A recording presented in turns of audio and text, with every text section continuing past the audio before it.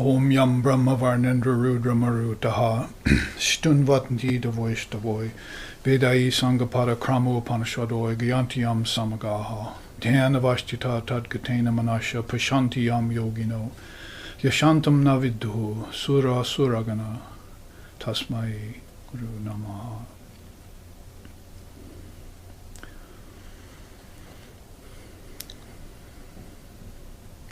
Our eternal salutations to that one who is the truth of life and existence,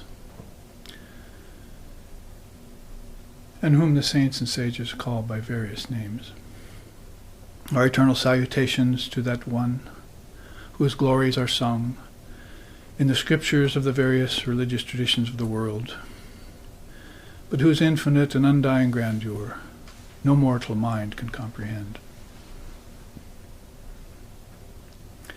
Our eternal salutations to that one upon whom the devotees meditate in the shrine of their hearts, realizing an ineffable presence in their deepest contemplations. May he prompt our minds toward the path of truth and righteousness. May she reveal herself into our souls and dispel the gloom of death, fear, doubt, and darkness. Om peace, peace, peace.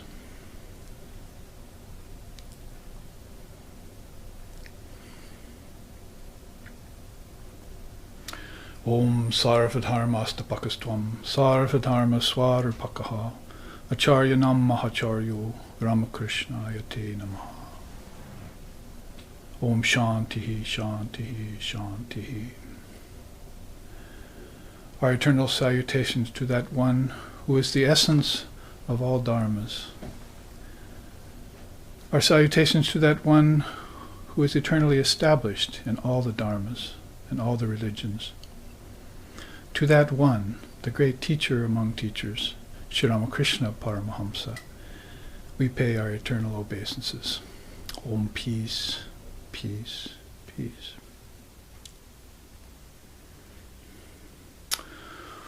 Om Sahana, Om Sahana Vavatu, Sahanau Bhunaktu, Saviryam Karavahai Tejasvi Madhikastu Ma Vidvishavahai. Om Shanti Shanti Shanti. May Brahman, the reality, protect us. May Brahman sustain us. May Brahman illumine our thinking process. May we not find fault with each other, with the world, and with the teachings. And may what we study be a source of inspiration to us eternally. Om peace, peace, peace. May peace be unto us, and may peace be unto all. Om Hari Om.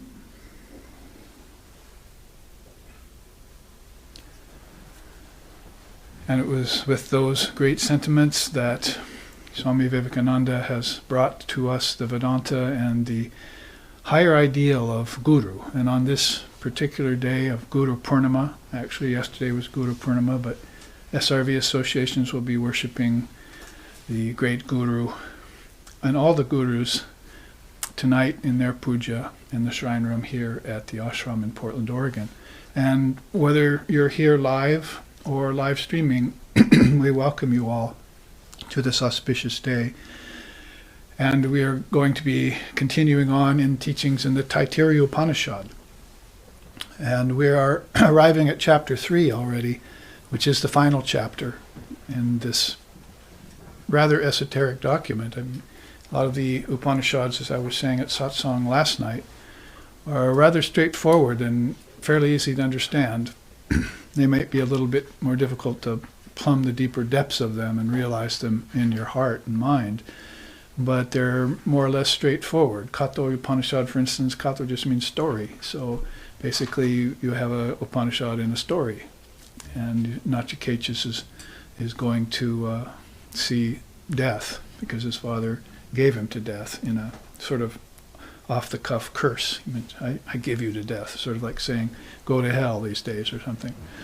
So Nachikesa said, okay, well then my father, who is my guru, told me to go to death, so I'll go and find death. So he goes and seeks out Yama, and Yama is away for a few days, see, so it's not home. So Yama's wife, Mrs. Death, she welcomes him there, and he waits for 3 days, and because death made him wait, when Yama gets there, he says, I'll grant you 3 boons, because Atiti, you see, in India, great principles that have been long-lived, Atiti is one of them. That means God is the guest. So he made him wait 3 days, so gives him 3 boons, and that story then proceeds. And so the Upanishad's quite often very accessible to us. Taittiriya Upanishad a little bit less so.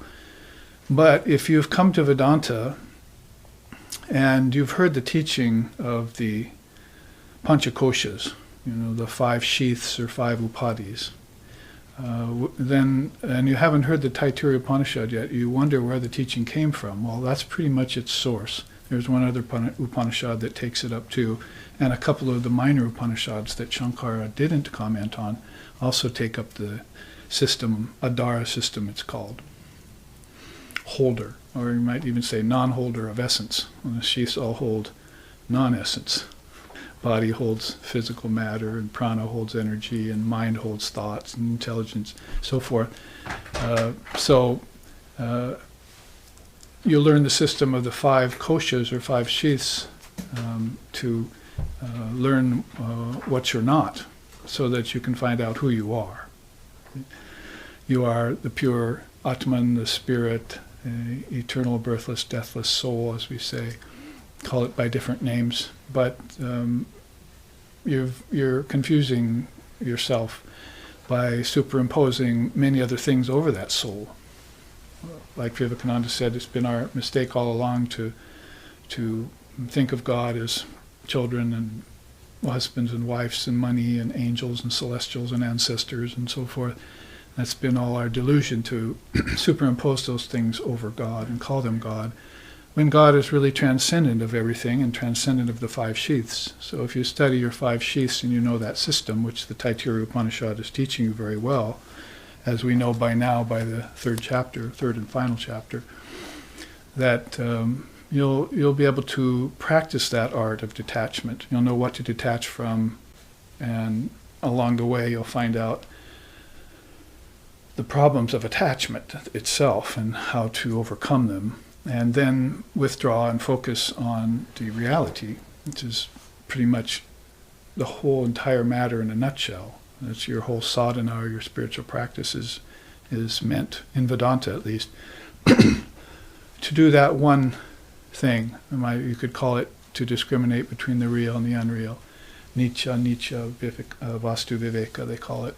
Nitya vastu viveka. Make that distinction between the real and the unreal, and then you really have launched all forms of life. You've launched your earthly life, you've launched your religious life, and intellectual life, philosophical life, and you also, of course, bridged upon your spiritual life, per se. And that's a rare thing. People have religious lives, intellectual lives, earthly lives. Too many people have worldly lives only. They're only attached to the world. So they don't have peace because of that. It's a very simple thing to the practitioners of Dharma, but it's not that simple to other people who are confusing everything. And then maybe they'll make a further Mayic move by saying, oh, I've heard about God, I've heard God's in everything, and now they start thinking that the world is God. Well, you can see God in everything here, but you can't find God in its essence here. It's not in nature, it's not in the mind. And that's why you study these 5 sheaths. To their contents, which we've looked at in various charts over the last year, we've been taking up this Upanishad, are quite obvious. What the body consists of, what life force is capable of, and what it fails at doing. It ebbs and flows, so it cannot be the changeless Brahman. And a lot of people are mistaking life force and food and those kinds of things for Brahman. Well, the first sheath has a lot of teachings about food. The Taittiriya Upanishad has lots of teachings about food and prana. And I'd say those are maybe two of the 3 things that are rather missing in our culture. That is, knowledge of prana, man does not live by bread alone, is missing. But food isn't missing. It's just our right perspective around food that's missing or skewed. We're eating it on the run.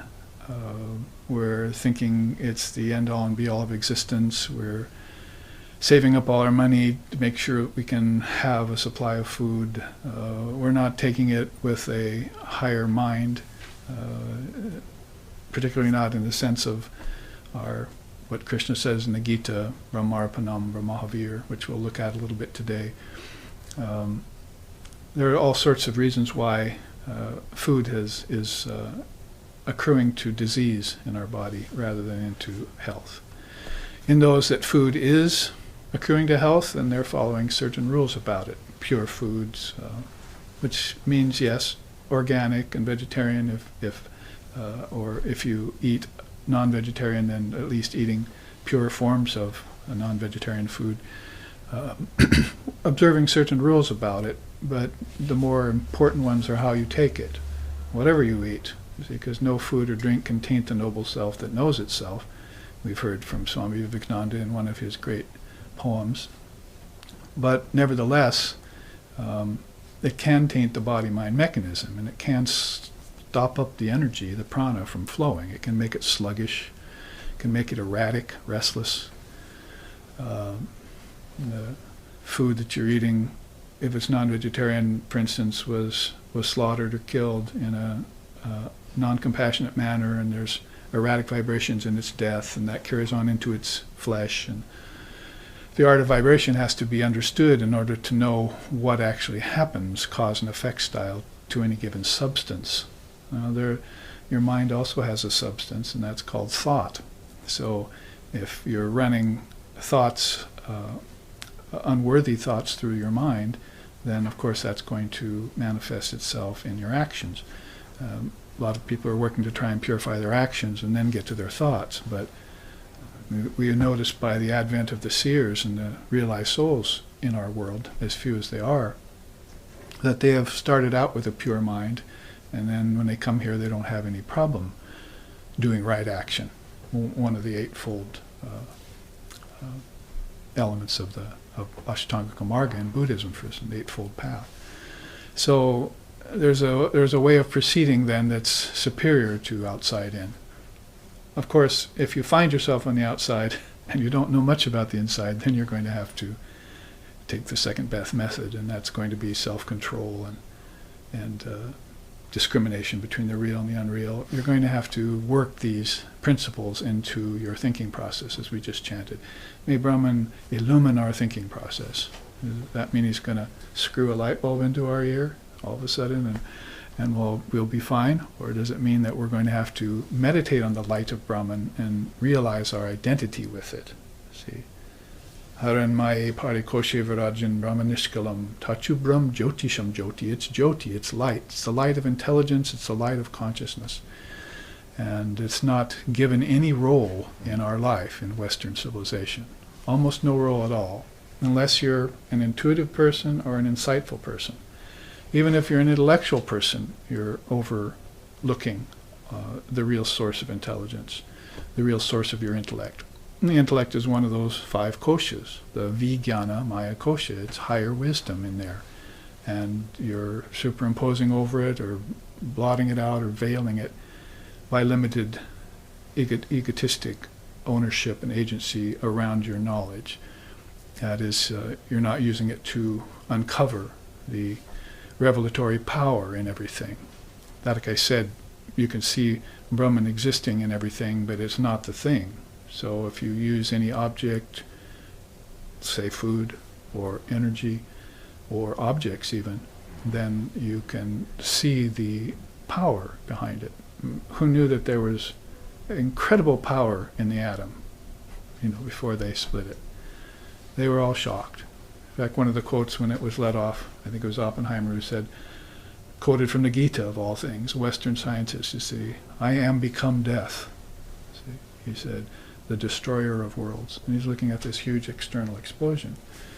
But that's not what Krishna did when he came to earth. He was there for loka sangraha. He was there to split the curtain of Maya. He was there to release the atom of intelligence and split that for the highest benefit of all people. So he's the true purveyor and overseer of the worlds. If he wants things to dissolve, he'll call on Lord Shiva. See, Lord Shiva will come and bring it all to an end at the end of a long cycle, to start up again in another cycle via Lord Brahma. So I just mentioned the Trinity, Brahma, Vishnu, and Shiva. We have to salute them on Guru Purnima. See, they're the highest form we can think of. So therefore, we should offer a little tribute to them, at least briefly, in this way.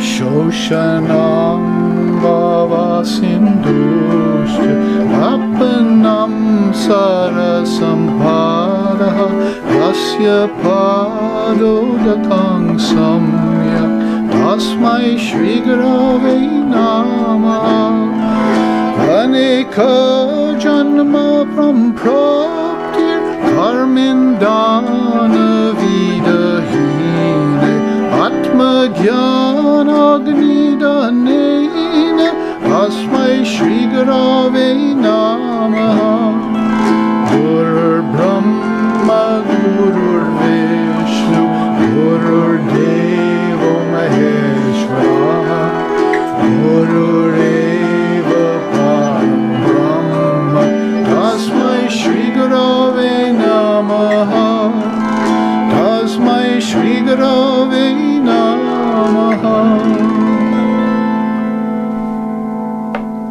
So you are Brahma, you are Vishnu, you are Deva Maheshwara, which means Shiva, right?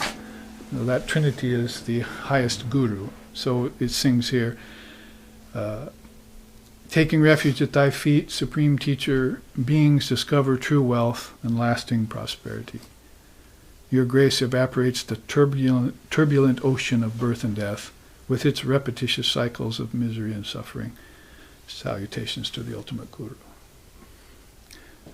I offer continual prostrations to the blessed Guru, who has kindled the fire of knowledge within me, burning away the numerous karmas that have accumulated over countless lifetimes. Reverent salutations to the ultimate Guru. Oh, when you put it that way, who isn't going to bow down? You see, I never thought of it that way. How many things the Guru does for us, from the cosmic process all the way down to our minuscule little lives right here in Maya. You see. And also when we want to get out of Maya and extract ourselves from relativity and get to the real important points of life, begin a sadhana and get free again. We had our sojourn here, we should be able to just transcend it and get free, just as we were originally, you see. Took on the limitations of the 5 sheaths, give them up just as easily. And do that as many times as you want, if you can do it in consciousness. Asked Swami Vivekananda that, should a man be reborn? He had given some teachings in the West for a year or two. Somebody said, well, by your teaching, Swamiji, I hear about this reincarnation and karma and all that, so my real question is here, should a man ever be reborn again? And Swamiji said, I certainly hope he does not until he can do so in pure consciousness, with pure awareness. So there you're not going through the process of birth, life, and death. You're living an eternal life, as Christ was along the river with his devotees. Yesterday I had to stand in line, you see, for an hour to get a birth certificate. The whole time they're trying to convince me that I was born, you see, and that I was born in a certain place on Earth, in Oregon and so forth. See, so I wasn't buying it. But I was in a long line, so I talked to all the other forms of the Atman there. See, who were lined up. One woman said she had 12 children, and she was there to get her 12th birth certificate. I said, I hope you're not teaching them that they were actually born. Tell them the certificate is just for your body. It's just for us to satisfy a certain division of records. But there's a division of cosmic records that exists. See, that there, if you go and find a certificate there, you'll find that you're unborn. Divine Mother put into such and such a person, the Atman, before time even began. I certify it, signed Brahma Vishnu Shiva. Now they're coming into my world. They're going to be projected again and again in bodies, but they'll always be a transcendent verity, an eternal soul. So in that way, then, we come to appreciate those beings, rare as they may be, who free us from the trammels of birth and death, free us from the very idea that we were ever born in the first place. That's why we also sing that. Na mrityor na shanka, na me jati beda, pita naiva me naiva mata ma janma. I have no death simply because I was never born. I have no father, no mother, no family. Finally he sings, Chidananda Rupaha Shivoham Shivoham. He ends it with the eternal word, of course.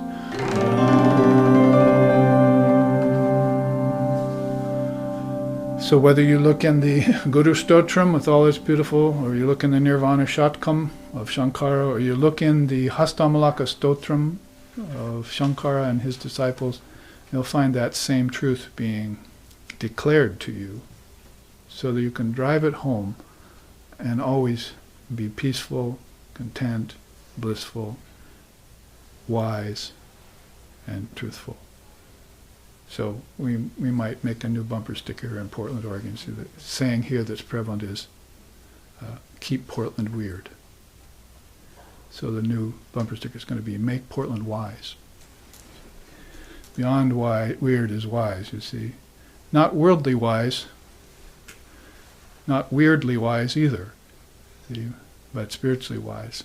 In knowledge of the 24 cosmic principles, in knowledge of the 5 sheaths, in knowledge of your perfect divine nature, which is birthless and deathless.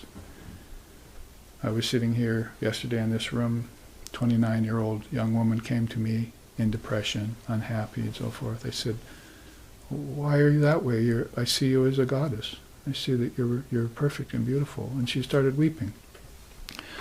So these are kind of things that someone has to hear, see.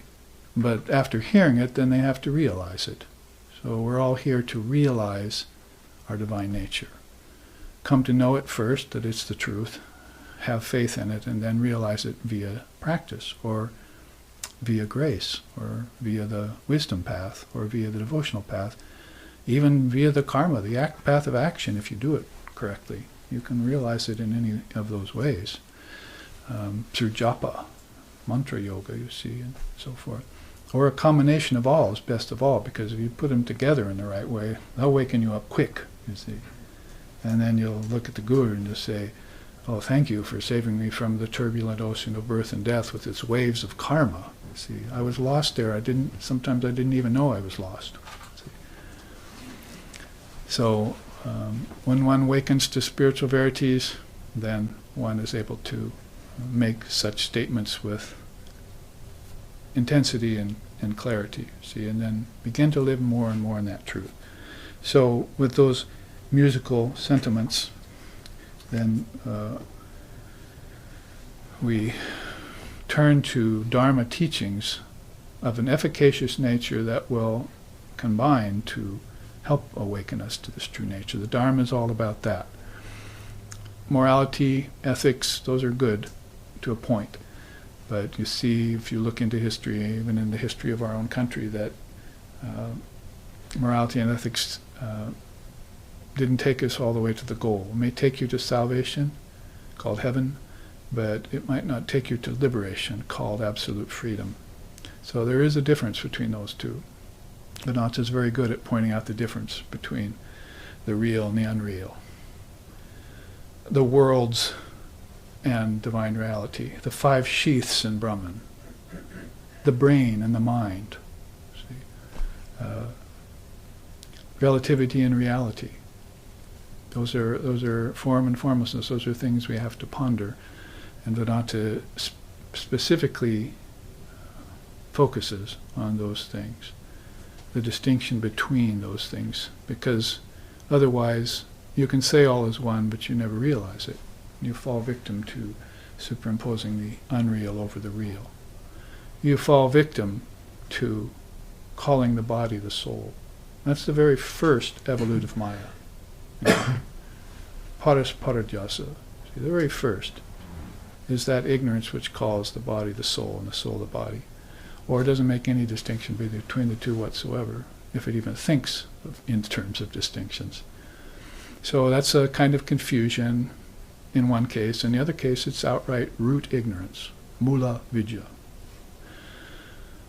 So when one overcomes that and begins to get a higher gleaning, a higher thinking, higher aspect, then it's not long before that soul will see itself as being ever free, never bound, again, as it always was, or if you want to give it in the terms of time, as it once was, and now it's returning. You see, returning to that state of clarity. We'll look at some of those teachings today. So with this introduction to this class on Guru Purnima and some of the musical accompaniments that go with it, we have arrived at chapter 3 of the Taittiriya Upanishad, and that is the last and final chapter. Now, chapter 2 took us through the 5 sheaths in one way, but now it's kind of a summation, and in terms of kato, a story. Now you find the story part of the Taittiriya Upanishad. Bhrigu goes to Bhrigu Valli, his father and great teacher, and asks him, "Sir, teach me about Brahman." And so his father teaches him about food. And he learns about food, and he goes back, "Now teach me about Brahman." And then he teaches him about vital energy, prana.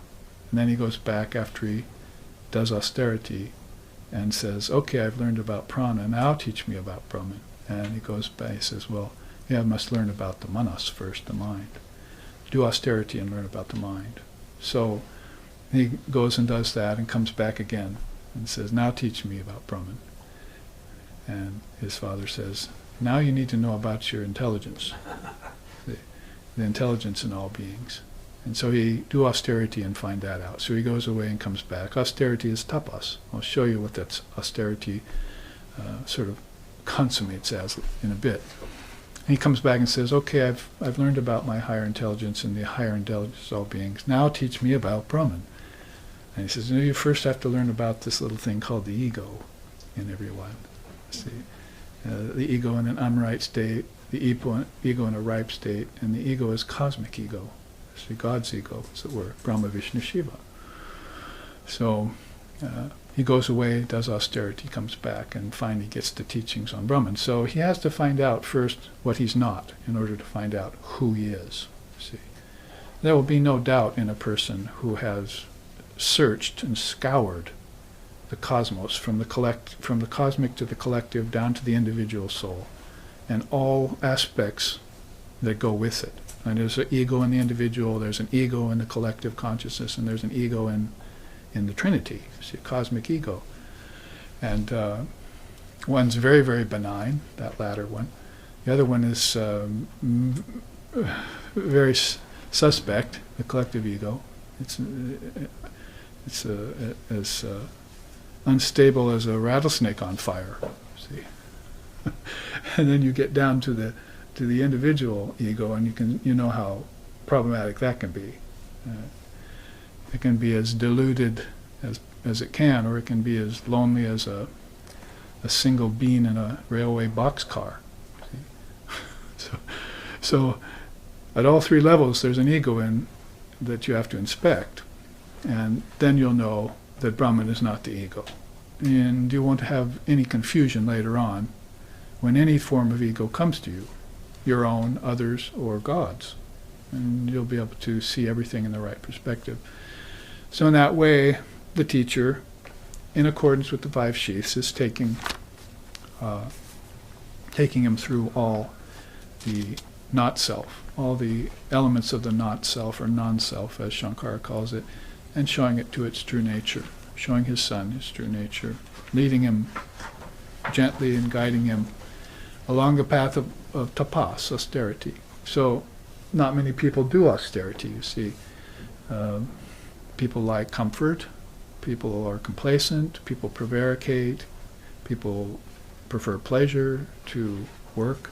There are all sorts of ways in which austerity escapes them. But when they really come upon accruing karma that's come about from pleasure and complacency and prevarication and so forth, lack of any austerity, then they're going to make that move. For instance, here, if I can put my hands on it, my eyes on it real quickly.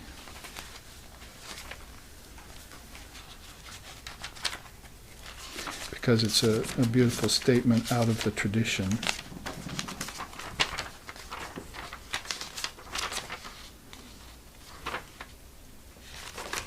Yes. It's about tapas. Through austerity, desires get fulfilled. All right, end of class, let's go away and meditate on that. Really. So you thought that desires get fulfilled by engaging in them, right? But you must have that dharma ahead of kama. Dharma first, then kama, and artha, and finally moksha from that. There is nothing that cannot be accomplished through devotion. When there is such means, people are unlucky to no purpose. Nothing can excel tapas. One attains the supreme through it, casting away all sin by its power, and enjoys the company of the gods. So you put together that combination of austerity and devotion, and you find the two wings of the bird, as we say. And therefore, he says here, the sage Rasabha admonishes his sons. So he walked into the house and saw his sons there in the room, reclining. He said, "Dear children, having taken a human birth, you ought to engage yourself in holy tapas, by which your mind will become stainless, and you will obtain the supreme bliss of Brahman. It does not befit one to abandon oneself piggishly to sense enjoyments, once having gotten a human birth." How would you like to have a father like that? My 3 sons laying around engaging in worldliness, and he comes in and sees them and says, "You should do austerity. You should be engaging in something. Your time is passing. You're frittering away your time in the body with pleasures and so forth." Well, last week in our summer river retreat, I came out of my room and saw men and women who were at the retreat there sitting around reading the scriptures, meditating, studying their chants, or doing various service quietly. And I thought, what a wonderful way to live. You see, we should live on retreat all the time and just get into that mode, and so that it seeps into us and replaces this tendency towards, pardon me, piggish existence. And then we're making ourselves constantly every day. See, and our minds are peaceful and blissful. And even if we have to go out and do work, we carry that strength of austerity with us into the workplace. And we're able to resist all insinuations, all vicissitudes and vagaries of life that come our way. We can just put them off. Water off a duck's feathers, you see. One of the stories Sri Ramakrishna used. The duck should be in the water, but the water shouldn't get in the duck, you see. Or the boat should be in the water shouldn't be in the boat. So when you have the boat of your body-mind mechanism sailing across the ocean of samsara, you want to make sure that none of that water gets in it. If you can do that, all of a sudden the ocean of samsara turns into the ocean of ananda sagara. All of a sudden it's an ocean of bliss and peace and love and light, whether you're engaged in action or not, Krishna says in the Gita. So, starting off with that comment, children, you should not engage in a piggish existence. You should do austerity.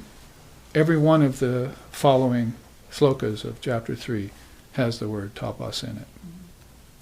It's by austerity that Bhrigu found out about the Annamaya Kosha. It's through tapas, austerity, that he found out about the Pranamaya Kosha. It's through austerity he found out about the Manomaya Kosha. It's through austerity that he found out about the Vijnanamaya Kosha, and it's through austerity that he finally found out about the Anandamaya Kosha. So these 5 sheaths, which are all containing all elements of the non-self, he was able to transcend them and see his true nature, and then walked away peaceful, and took on a body or gave up a body. Didn't matter to him. He was free from all attachments to unreal things, to non-eternal things. Nityo nityanam chetanas chetanana. He had the intelligence of the most intelligent ones, and with it he could see through anicca, the non-eternal, and attach his mind to the nitya, the eternal. And that's Vedanta's message in a nutshell right there. So let's look at this first sloka of chapter 3. Lesson 1, they're calling it. The celebrated Bhrigu Varuni approached his father Varuna, requesting, "Revered sir, instruct me about Brahman." As a means to knowledge of Brahman, Varuna taught him food. Vital airs, sight, hearing, mind, and speech. Right there you've got pretty much 4 of the 5 sheaths. He added, "Seek to know that from which all beings here are born, having been born, by which they remain alive, and into which upon departing they enter, that is Brahman." Bhrigu performed austerity, having performed austerity, second sloka, he understood that food is Brahman. For certainly all beings here indeed are born of food. Having been born of food, they remain alive by food, and on departing they enter into food. Having thus reflected on the true nature of food, he again approached his father Varuna, saying, "Revered sir, instruct me about Brahman." And that is pretty much the first 2 slokas which deal with food. Now, I've already given some of the teachings. Suffice to say, I think it's probably warranted to say that most of the SRV Sangha over the past 20 or 25 years we've been alone together in teaching have had their minds remade about food. And you only had to have it remade because you were being taught wrong, if you were open-minded at all in the 1960s when people were coming here and were not including food into the teachings. Or food was merely an organic thing that you were supposed to be vegetarian or take to organic food, but they never got the deeper meaning of the teaching. Food on the outside, pure food, yes, but you remember all the teachings about food. It's made impure by lack of water and sun. That's an external impurity. The next level, it's made impure by the mindset of those who are growing food. If you're growing food for the good of all beings, it's much different than if you're growing food to make money off of all beings. See, the mind is different. The energy is different. That all happens from Vijnanamaya Kosha to Manomaya Kosha to Pranamaya Kosha out, right, to the body and its actions. That has to follow. The 4 koshas have to be connected, just like the 3 matras of Om. And once they are, then the mindset is good. Money can come along the way, as a matter of course. Shankara says, be happy and satisfied with whatever comes to you naturally by your actions. You don't seek for more, you don't seek for less. Because, as Shankara says in Bhadra Govindam, remember Saraswati's verse on the retreat? Why, O mind, why are you so restless and unhappy? Don't you know that the Lord ordains everything? Remember that beautiful verse she sang? So, you know that everything's being taken care of, so it's just your duty to do your work as purely as you can do it. So if you're involved in the growing of food, and that's your vocation or your job or whatever it might be, then you make sure you do it with that idea that this is for the good of all beings. See? And that's why this chart is put up here. Can see this bottom quote. He taught him about vital airs, sight, hearing, speech. He understood that food. Then he understood food. He know that all beings born here are from food. Having been born, they remained alive by food. Upon departing the body, they enter into food. Having reflected on the nature of food, he then asked again, instruct me about Brahman. So those two slokas that we're studying now have to do with becoming aware of the role of food. That is, if you know your body has come from food, that is, the sperm and the ovum was produced by food in the father and the mother, and then you know that you live by food, and higher life is also achieved by pure food.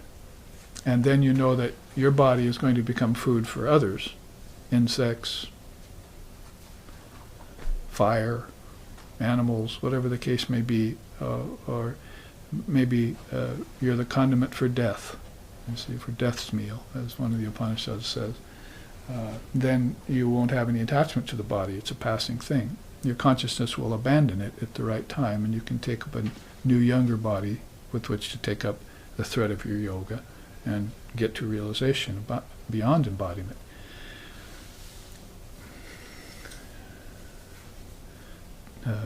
Videha mukti, be free beyond bodies.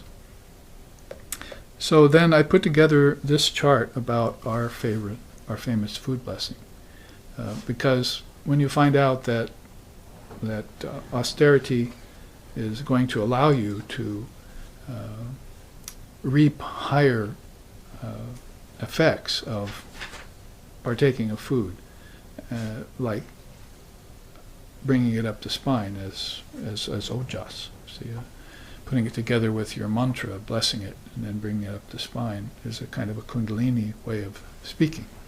And then you know that food will contribute to the accrual of higher wisdom, and that can also destroy your karmas then. And then pretty soon you'll also be able to radiate out this tejas, this light shining from that process. We put together all the aspects. And we've studied that before in Kundalini Yoga and in Vedanta, and also in Tantra as a beautiful way of speaking about it. So you see here our food blessing is very pregnant with meaning. Brahmarpanam, Brahmahavir, Brahmagnau, Brahmanahutam, Brahmaiva, Tena Gantavyam, Brahma Karma Samadhi. Now there's Brahman in every thing, right? It's in every word, it's in every phrase of that mantra, that sloka. So here's really what it means, and look at the italics. You start out saying Brahma Arpanam. So Arpana means offering. This has to be done with the heart and the mind conjoined. You can't just say, thank you, God, for the food and eat. You see. But you have to know that really you're offering food, which is the product of your own thinking process, into the fire of Brahman. See, because food isn't the end all and be all of existence. Brahman is. So food has healing qualities. It also has poisonous qualities. Food will give rise to prana, which can keep the organs in good shape, or it can sap the energy of the organs when it's used in the wrong way, and you can experience premature disease and maybe even premature death, bad health.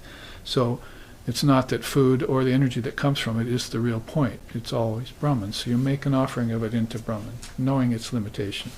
You offer the limited into the unlimited, the finite into the infinite, the non-eternal into the eternal, and therefore you make a devout offering. Om Tach Nayo Ra Vrinni Mahe Gatum Yogyaya Gatum Yeno Pataye. We chanted that this morning at the altar.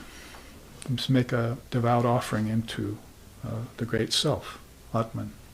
And may we delight in this offering. May it be enthusiastic. May it be positive. May it be with knowledge. And then also may we revere the Lord and Mother of all sacrifices, because that's the Adiyagya principle, see, that Krishna talks about in the Gita. Adi Daivata, Adi Bhuta, Adi Yagya, Adi Atma. So Adiyaga is the supreme sacrificer. So you're offering everything into the fire of Brahman. So that's your arpana, right? Brahma arpana. Devoutly offered, it means, to Brahman. Then, over across, next is Brahma Havi. It is the sanctified article given as the oblation. So devoutly offered is the sanctified article given as the oblation. And sometimes they translate that as offering the food, the butter, clarified butter, into the fire of Brahman and so forth. Or sometimes we just cut to the chase and say, all is Brahman, food is Brahman, and it's offered into Brahman by the one whose offering is also Brahman. Even the act of offering and the energy you offer with is Brahman. Put it all into one concise paragraph so that we understand it, but you have to utter it with some sort of knowledge. You have to take it apart word by word and understand it, and then enact the understanding when you actually eat, when you actually offer, and that food will be called prasad, clarity. Prasad just means clarity. It will be clear food, and it will conduce to nectar in your system. Otherwise it's not amrita, it's anrita. Just change the M to the N and you've got problems, you see. Nectar becomes poison. So I said amrita, not anrita. New bumper sticker for all of you. So, devoutly offered is the sanctified article given as the oblation. How can you give the oblation if the article hasn't been sanctified, right? So you have to cook the food in consciousness, and prepare it, offer it to the one who is the sole source of all offerings. See, otherwise you, like Sri Ramakrishna used to say, you can't offer a beautiful mango in the temple if it's been pecked by a crow. See, give this big beautiful mango to the priest, and he's, oh, how wonderful! The Lord will like this. And he turns toward the altar and he turns it over, and there's a crow pecking at it. You see.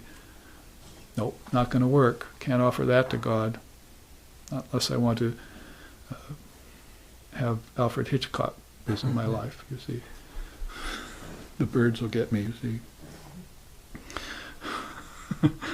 So we want to have this article sanctified first and be sure of that before we offer it to God. And really that is across the board, not just with food, but it's with your acts, and it's with your finances, and it's with every little thing you do in life. You want to make sure that when you offer it daily in your daily meditations and so forth, that you're making a pure offering, because you're going to get back 1,000-fold what you offer in the right way.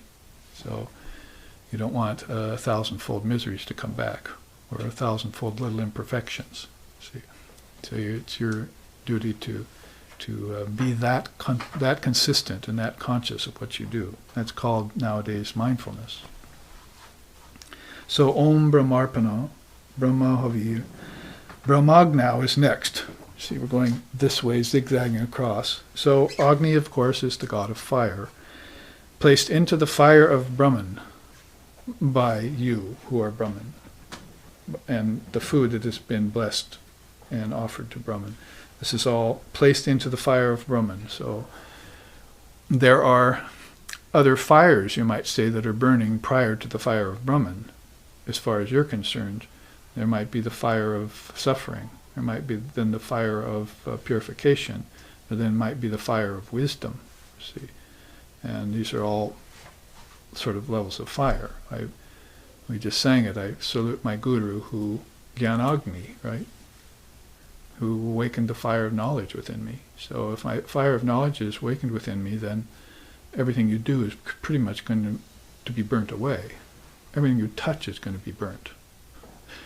You've got the Midas touch in the spiritual sense. See, everything you touch turns to gold. That is, you don't have to be so specific about every little thing. If the fire of knowledge is burning within you, you cut through all the vicissitudes and vagaries of the world and Maya as you move about, as you do things. It's spontaneous. I saw my guru in that state.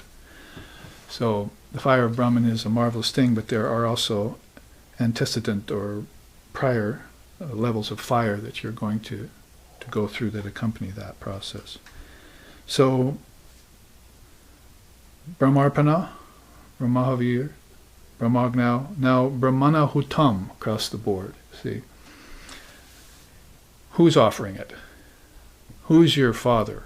Or who's your daddy, as they say? Brahman.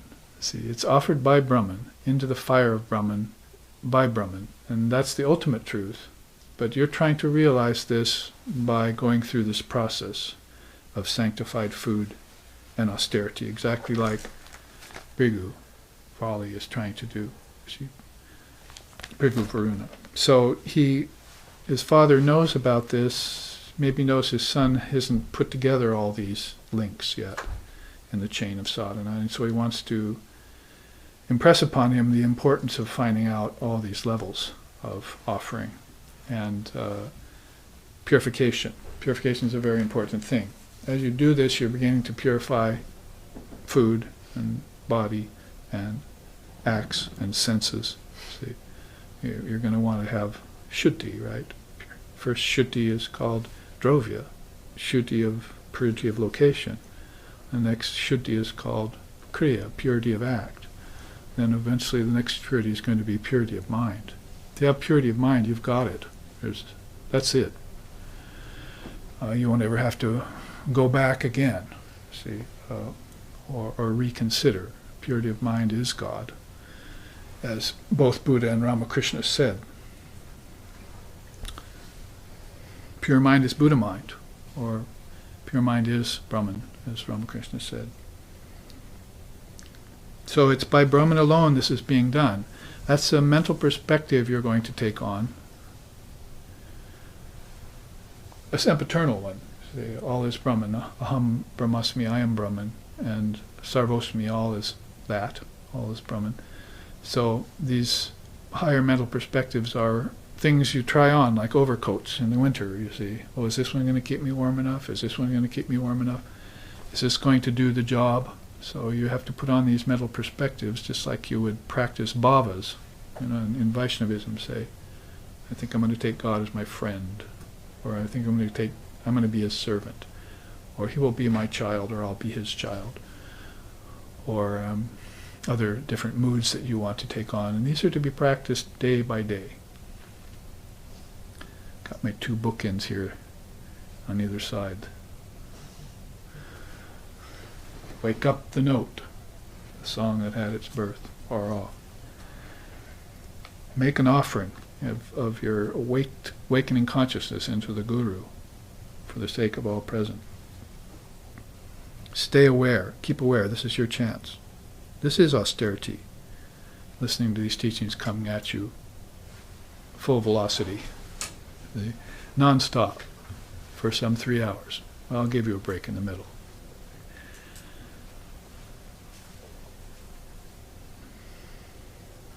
So, Brahmarpana, Brahmahavi, Brahmagna, Brahmanahutam, finally, Brahmaiva tena gantavyam. See? Or if you're Bengali, Brahmaiva tena gantavyam. The one Brahman can be reached, see, is the idea. How can that happen? How can Brahman be reached or attained or realized? It can be reached by Brahma Karma Samadhina, only by those absorbed in action as Brahman. So it would take those two together. Brahmeva tena gantavyam. Brahmeva means one, eva is one. And then Brahma Karma Samadhina. You destroy all karmas and get into samadhi, basically. And it's all done by Brahman, and the act is Brahman, and the process is Brahman, the whole thing is Brahman. This is why we have culled out this particular sloka from the 4th chapter of the Gita to represent the best blessing over our food as Vedantists. And many other thousands and thousands of devotees also use it for their food blessing. It's sort of universally accepted now. There are other good ones too. Annapurna, Satapurna, Shankarapurna, Balab. There's various different mantras you can use over the food that are more tantric maybe in nature or yogic, But this is the one that's sort of universal. And you have just heard it.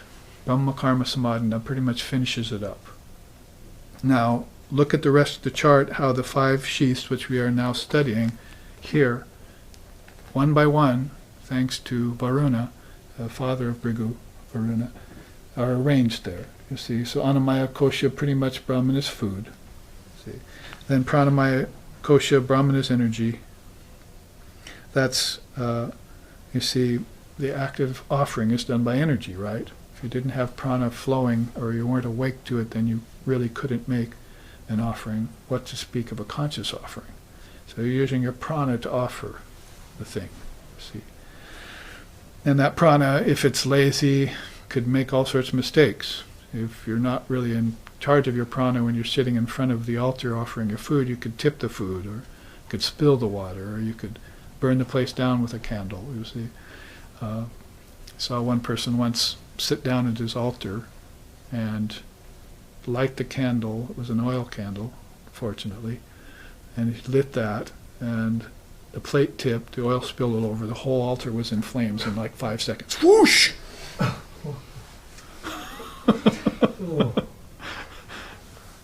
What do? Use your cheddar to put it out?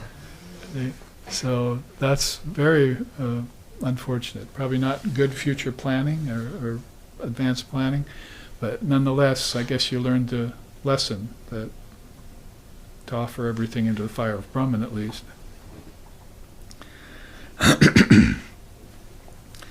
Pranamaya Kosha, then, make sure that energy is pure, steady, flowing, at your disposal, as it were.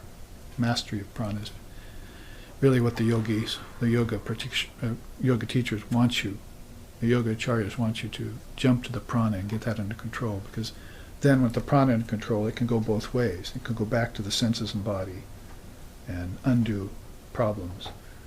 And then it can also take you on toward the higher koshas and higher realizations. So prana is kind of a pivotal place right in the middle, that if you have the ability, you can start there.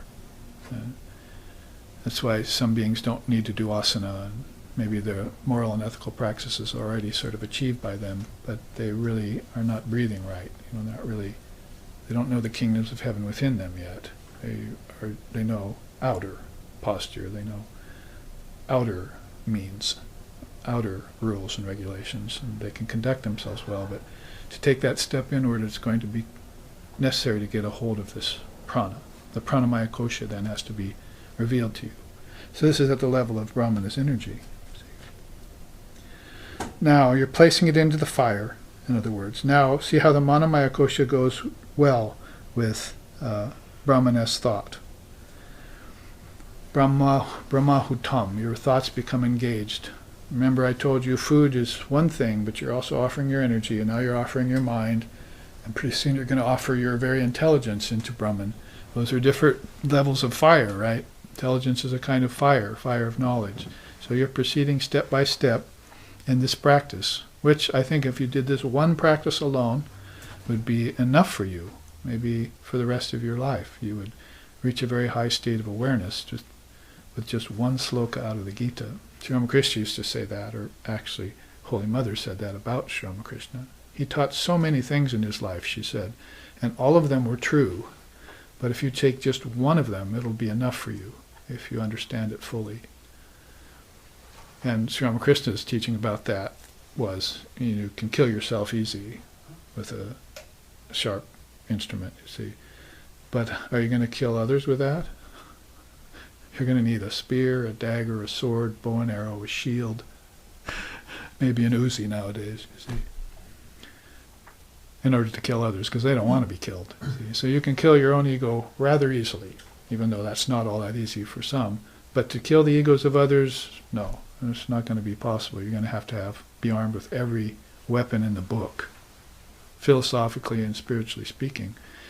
So that's going to take some doing on your part. However, that might not be your concern nor your destiny. Your concern is to get salvation. After that, start to think about liberation. So you want to take one teaching and understand it fully. That's the straw that breaks the camel's back. The rest of the Dharma will flood open. It's called Dharma Mega Samadhi in yoga. Vivekananda loved it and spoke about it in Patanjali. It's one of Patanjali's great teachings. Prior to Kaivalya, separating yourself from form, is this rush of Dharma Mega Samadhi. So you're going to want to open the doors to that. It's like tons and tons of Dharma, Dharma Mega, as he just unleashed in a kind of samadhi of higher attributes and higher qualities. It makes you think that I was seeking that quality all my life, and all of a sudden it just came to me unasked, you see.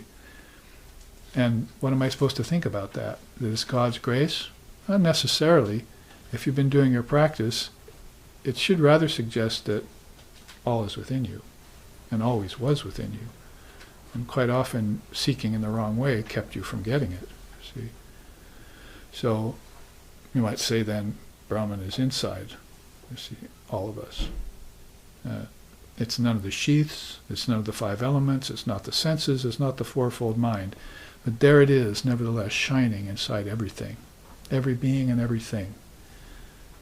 Equal in quality and in quantity, but limited by the mechanism, as the case may be. Light shining better off a mirror, less well off of a lake, less off of a leaf, less off of a rock, but nonetheless light. There, equal in quantity and quality in everything and every being. Samadarshitvam, Vivekananda called that. Like same-sidedness in everything. He said, I don't really care for humility. My ideal is samadarshitvam. You don't really need humility if you see the same in yourself and in all. That is the supreme humility right there. So, same-sidedness is what we're looking for. Krishna mentions it in the Gita quite a few times in the early chapters. So Manamaya Kosha, Brahman is thought, but then Vijnanamaya Kosha kicks in. You're talking about Brahman as intelligence, you see. And that's where you find out Brahman can be reached by those who thought becomes absorbed in action as Brahman. See, thought, word, and deed have become one. And that's leading you to the Brahman state. Those are fitted for the Brahman state, Krishna says in the Gita, in whom that kind of clarification and unification have happened via processes like this. Now the top there, quote, will end it off, because you see the Manamaya Kosha pretty much is self-evident. Brahman is bliss. That's Samadhina. Now the quote at the top, from the Atman, ether came to be. From ether, air. From air, fire. From fire, water. From water, earth. From the earth, herbs came to be. And from herbs, food. From food came the body. That one indeed is the person consisting of the essence of food. So you see them in their gradations, but you see the same principle in all of them, right? So you could just connect earth to smell, and water to taste, and fire to sight, and touch to air, and ether to hearing. See? And then you have the five elements connected to the five senses. And this would be the Samkhya way of proceeding in. And this kind of teaching is coming from chapter 2 of the Gita, Samkhya Yoga. So Krishna knew about the ancient Samkhya system of the 24 cosmic principles. Or 25, I like to call it, if you put God's mind in with it.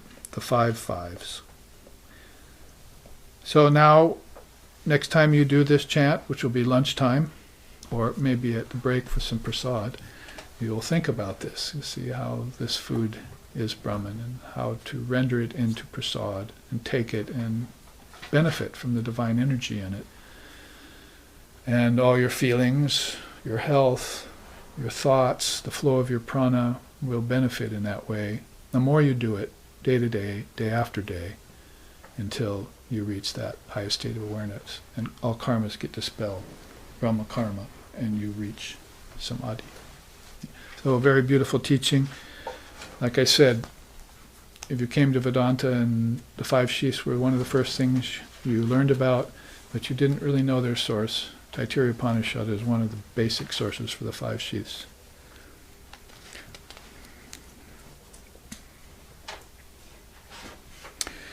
So then Varuna says, "Revered sir, instruct me about Brahman." That's after he found out about the Annamaya Kosha. Anna, food, Maya, full, Kosha, sheath. It's a sheath full of food. The father said to him, "Seek to know Brahman through austerity. Austerity is Brahman." He then performed austerity, and after that he understood that prana is Brahman. For certainly all beings here are indeed born from prana. Having been born, they remain alive by prana. On departing, they enter into prana. Having thus reflected on the true nature of prana, he again approached his father and said, "Now instruct me about Brahman." So it has to do with this importance of avastas, stage by stage progression. You can't just jump from the lowest step to the highest step, because you'll never be certain what the middle steps were made of, what they consisted of. So it's not going to be a very wise move. You go step by step, avastas, and inform yourself along the way. So the sheaths are sort of like that. You want to study them in order from outside in. It's the inspection process that you are called upon to do in Vedanta. And very, very few systems of practice in Vedanta, as we've said. Study the 5 sheaths may be one, and the 4 treasures and 6 jewels may be another. But when you look at those 2 systems in Vedanta, they're pretty much already declarations of what should be, and you check yourself with them. If you haven't been practicing Viveka Vairagya, then that's the inner practice, that's the subtle Vedantic practice. It doesn't have to do with a lot of externals, ritual, asanas, and so forth. It's already a declaration from beings who have received the highest truth via these realizations. They occur to you in the scriptures, in the Upanishads. You read about them and check yourself against them. If it goes by the 5 sheaths and you say, "Well, I know 1 or 2 of those," then you're supposed to find out about the other 3. And that's your mental sadhana. It's what Vedanta is for. It's an inner practice, if there's practice to it at all. Now, I think it's probably best that we look at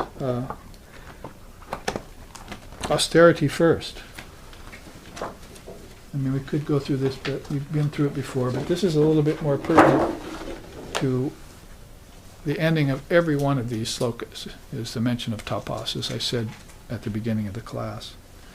So you see here that we're concerned mostly with the middle of these 3 segments.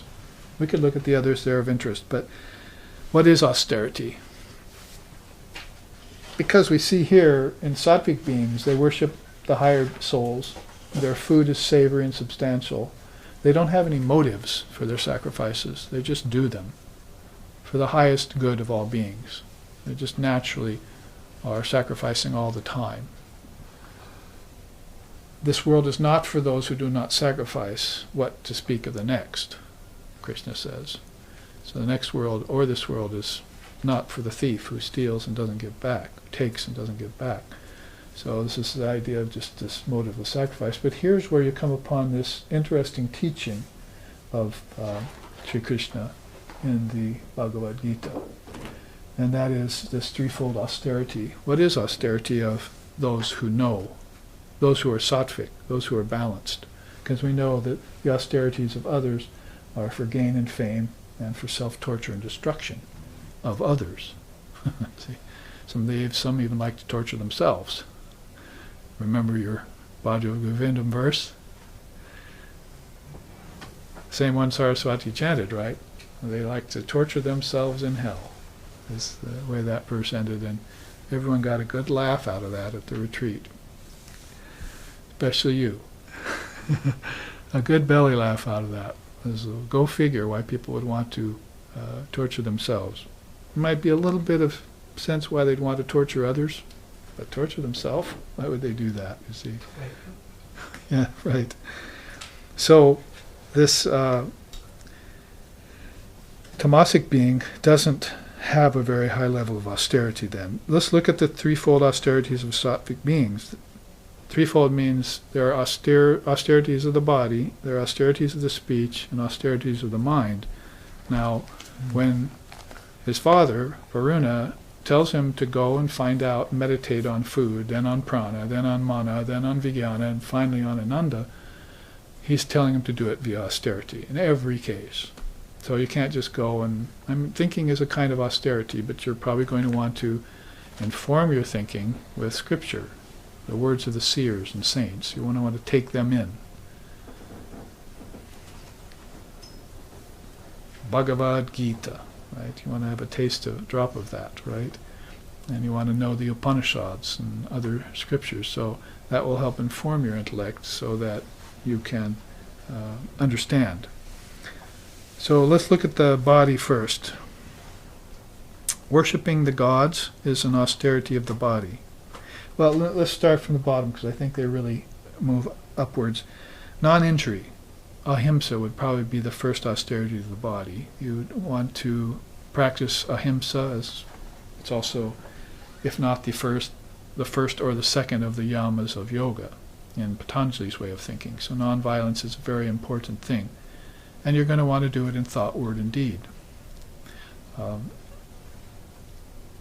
Sometimes it's easier to do acts and deeds without violence. But your thoughts are still violent. So it shows you're going to need to then subject yourself to austerities of the mind. So these are very much connected.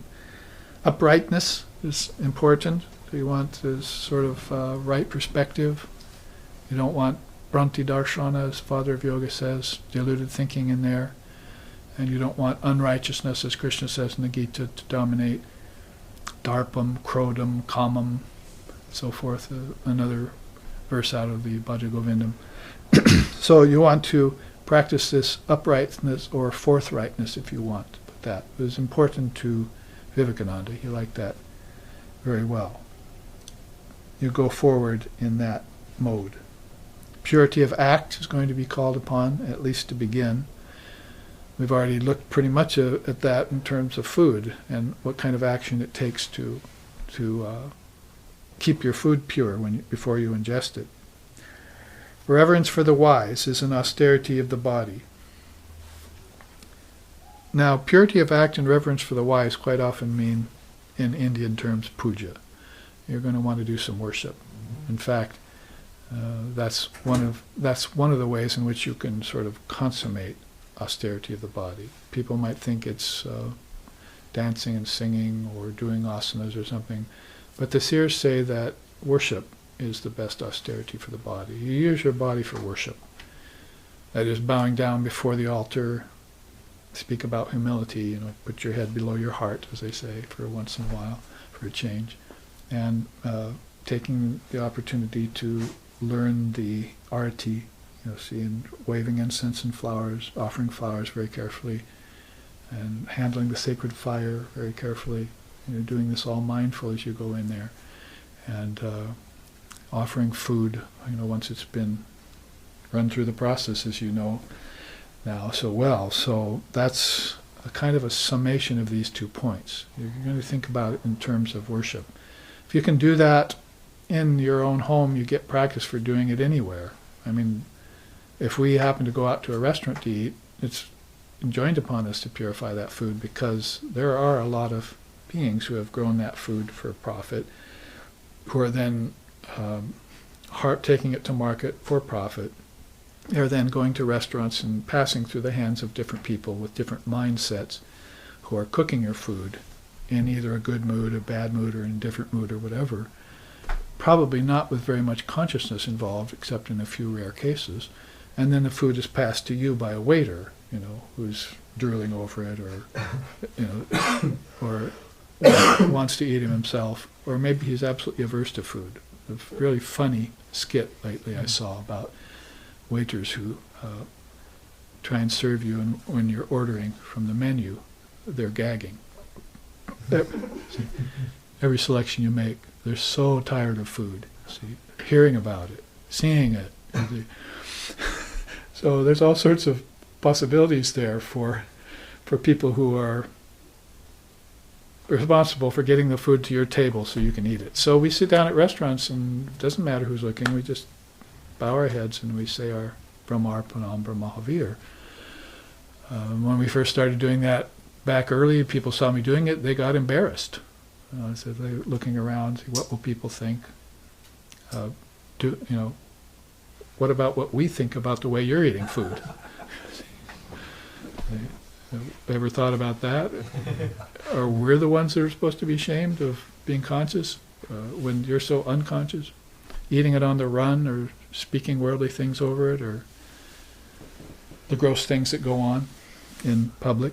So yes, we bring a little bit of consciousness there and make sure that the food we ingest has been subjected to the mantra and to the process of intelligence, the right action, right? Uprightness, purity of act. And then reverence for the wise and worshiping the gods, of course, will be a part of that. When you're bowing before the altar, even when you're serving your family or serving your spiritual family, you're really serving the gods who are through them, right? The ancestors and the gods are both coming through those families. So you're making those offerings at all levels, really. And most people don't take it that far. I think, I'm serving you, and I'm serving your father, and I'm serving your grandfather, and I'm serving your great-grandfather, and I'm serving the ancestors who have passed, and so forth. It's called oblation, or serving the pitris. It's the Shraddha ceremony in India they do all the time. See, if you're there in India, they're actually getting together families and having these offerings to the ancestors who have passed. They're remembering the ancestors who have passed while they offer and partake of the food. It's all nicely laced with the karma of the ancestors. Sri Ramakrishna, when he told the young monks, don't eat the food at the Shraddha ceremony. It's too full of the karma of the ancestors. So for the monks, it's going to be different for people who are wanting out of the process of rebirth with the ancestors, especially unconsciously. Now, it beggars the question, how can I get into the birth process with the conscious ancestors?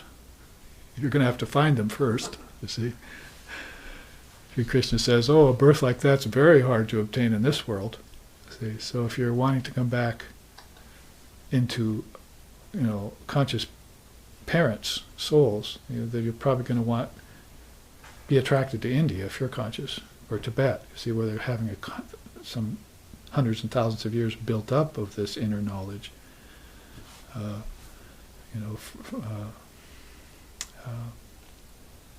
For instance, I know even amongst my own students and the students of some of my teachers, that in India there are people who go to the temple and ask for children. So, they're given some token to wear, and then they have to do a certain practice to make themselves conscious so that higher souls will come through them. And if they're not fit, you see, then higher souls aren't going to be attracted to them. So they have to do what? Austerities. Austerities. Tapas. I told him he wanted to be mauna all day. He wanted to not speak. You see. But I said, well, it's not going to be practical. Just sparsity of words. So there's his sparsity of words. The one word he spoke today. Austerities. See? Tapas. So this has to do with the inner workings of some of these. Let's look at the austerity of the speech, and we're going to have to take a break here in 5 minutes. That is, from the bottom up, sacred recitation, speech that calms the mind, speech that inspires the mind, speech that is beneficial, and truthful speech, in order from bottom to top. That has to do with this organ of speech. That's so important. And remember our lesson here, right? He asked, and then he said, as a means to knowledge of Brahman, Varuna taught him food, vital airs, sight, hearing, mind, and speech. So he had to know the austerities around speech. If you want to put it in a sort of opposite way, Holy Mother used to say, keep yourself informed of everything that goes on around you, but don't talk about it. Not very good teaching. She didn't like fault finding. She didn't like slander. She didn't like gossip. she used to say, oh, some of these women that have gathered around me, they're all into gossiping. They talk about this person and that person in the village, see, and over their food too. So she was teaching them, don't speak. It's good to know about things for your own information, so you can avoid negativities and help others. Right? Beneficial speech, inspiring speech, those things are enjoined upon you, but nothing else, nothing of a negative nature. And the Western society with TVs and computers and airing out their dirty laundry and emotionalism and sensationalism and every other ism. I said dharma, not drama. It's a nice t-shirt you can get from us. I said dharma, not drama. Well, all of those imperfections and impurities are circulating at a rapid rate, at a vapid rate. See? So you want to be able to steer clear of those. So know everything. It's like a department store owner, as Ramakrishna said. He knows a little of everything. See? So he's got that general knowledge. But don't speak about it. Don't talk about it. Keep it to yourself. See? It's very good teaching. 2 minutes left, 3 minutes left before the break. Let's look at austerity of mind. These are harder to attain, and they're probably more appealing. But they're pretty much based, if you're coming outside in, on these things. You might be skipping a few of these, so therefore your mind is not going to be really ready to attain these, and that's why you're not attaining them, most likely, if that's the case. Selflessness would be first. Again, you could say humility is good, I could see that, but selflessness is an entirely different level of that. You're not selfish at all. In fact, you get up in the morning, you're thinking, what can I do for people? That means you're selfless. If you get up thinking, what am I going to do? That's selfish, you see. So this is something to keep in mind if you want to keep that ego attenuated. See, you'll never get rid of it, but you want to keep it attenuated. Slim down to the least possible version of itself, you see. Version 108.108. See. Fresh disposition. That's pretty much like I was saying. It's utsaha, enthusiasm. You want to put on that fresh face every time you go out. Vivekananda used to say, you should not go out the door in the daytime unless you're in that positive mind frame. If for some reason tamas or rajas has gotten a hold of you that day, then stay inside till you get it under control. Don't subject others to it. Those things really cause illness, and then people go to work with sickness, and then they pass it on to others, and collective karma is getting spread as you speak. That's not austerity of the body. That's going to be a impurity of the body that you're spreading. So it's very important to have that mindset. See, call your boss one day and say, I'm really kind of in a tamasic mood today. I don't think I'm coming to work. Slam. See you tomorrow. And then you come back the next day and he says he's going to fire you. He said, well, I would have caused so much havoc at work if I had have come yesterday. It's really better for all of us if I didn't. And if he fires you, then you look for a new job and you're better off anyway, having a boss like that. You got to have consciousness at all levels, right? And your work is going to be very important to insist upon a certain moral stance. So if we start bringing a dharmic stance into that, then there won't be these problems of what the Pope called a couple weeks ago the dung of the devil. See, he said big business is the dung of the devil. Yeah. So this is how to make a positive change in the world, but you never fall into the misfiance or wrong way of thinking that you're going to change the world at all. The world is change. You're just adding some positive elements into it to better it for a little while for a few individuals. But you aren't going to have a high ideal that you're going to purify the world, because the world came out of the mind and the mind is impure by nature. You would understand that if you study the 5 Shis or the 24 Koshas. 24 cosmic principles. There are Koshas too. Fresh disposition, then mental control. Abhinaya, it's called. You want to have the idea of detachment, withdrawal from all things ill and all things adharmic, and then this mental control that keeps you in the right mental posture. Manasana, we call it. Gentleness, very much akin to non-injury. You see, if you might not be able to be gentle unless you had practiced non-injury in the first place. So it's where these things become connected along the way, like chain links. See. And there are some chains you want to snap, and other chains you say, oh, they're fine. See. That, like, bridge in old times in India, in Calcutta, Krishna was like all built with chains, too big, one huge chains, and then a bunch of chains attached to them. And he looked at it, and he saw some chains that began to fall apart.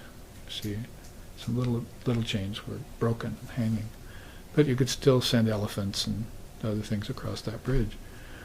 So he said that it's for like people's attachments. A few little ones have broken, but the main ones are still there. And the elephants of sloth and lust and greed and selfishness are still marching across that bridge without any problem, you see. So you can use the teaching in both kinds of ways. Finally, silence of thought. You might as well say meditation, or at least concentration. You're able to keep your thoughts from rising. That's a huge achievement and a very difficult proposition for most people, especially if you're engaged in the world and you're having to think all the time. Then you have to try and turn the thinking process off. Very difficult proposition. So I wanted to give you this teaching because at the end of every one of these lessons, in chapter 3 is the word tapas several times. That's how Varuna wants his son to learn about the 5 koshas, the non-self, and come to a full understanding of the Dharma, which will put him in perfect stead for self-realization. So here, let us have our break for 15 minutes. If you take food, live streaming audience, think about our mantra, or your mantra, or other mantras you have, and take that food in the highest consciousness, and we will come back and teach you about mind, intellect, and ego, bliss of ego, by way of Vedantic thinking and philosophy. Namaste.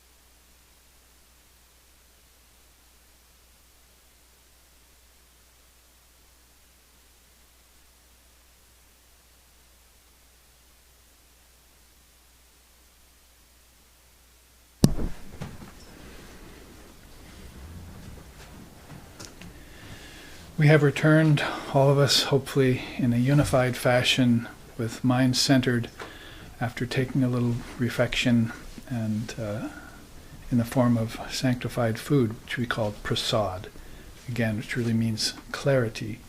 There are different prasads. I wasn't going to spend a lot of time on it, but you can see there's a clarity of food, clarity of mind, clarity of mood, and clarity of spirit. I was going to show in conjunction with this chart on food.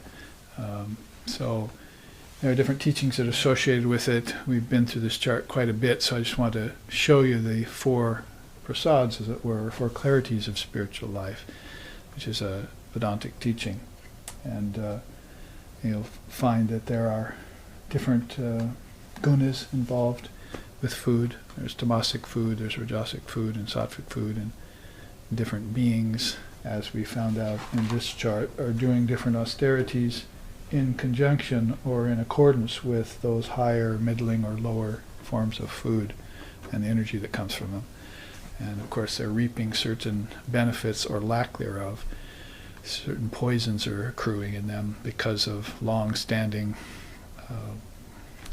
adherence to these inferior ways of living or thinking or eating or acting. And that's, of course, we know pretty much as a karmic field, karmashaya in yoga, as Patanjali calls it.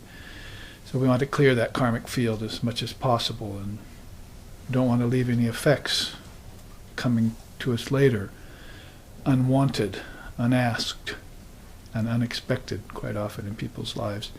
There's enough unexpected things happening anyway just because of the karma of the collective body and collective mind of humanity, but you want to at least keep your own individual field of mind pure and sacrosanct and as resistant to those kinds of insinuations as possible. Antaryayas or vikshepas, both Vedanta and Yoga terms them. Some of them are physical, some of them are mental, some are intellectual, and some are spiritual. So that covers pretty much 3 or maybe even 4 of the 5 sheaths that we're talking about here in accordance. I think a couple visits ago I put that that chart on the board there that had the 5 sheaths and the 7 lokas and 7 chakras, and had 3 or 4 systems from different Indian darshanas side by side and divided up so you could see how they correlate. You probably remember that chart if you think back, or you have notes on it. So it's different languages inside of one subcontinent, as it were, not just in terms of dialects, but in terms of philosophies too. Yoga, Tantra, Buddhism, Jainism, Sikhism, Samkhya, the language of the Gita, the Vedanta, the Vedas, the earlier period of the Vedas before the Vedanta. These are all different languages, as it were, thankfully with one Sanskrit to unify them, except in the case of Buddhism, which uses Pali, which is a more recent derivative of Sanskrit. But nonetheless, really very, you must become conversant with them.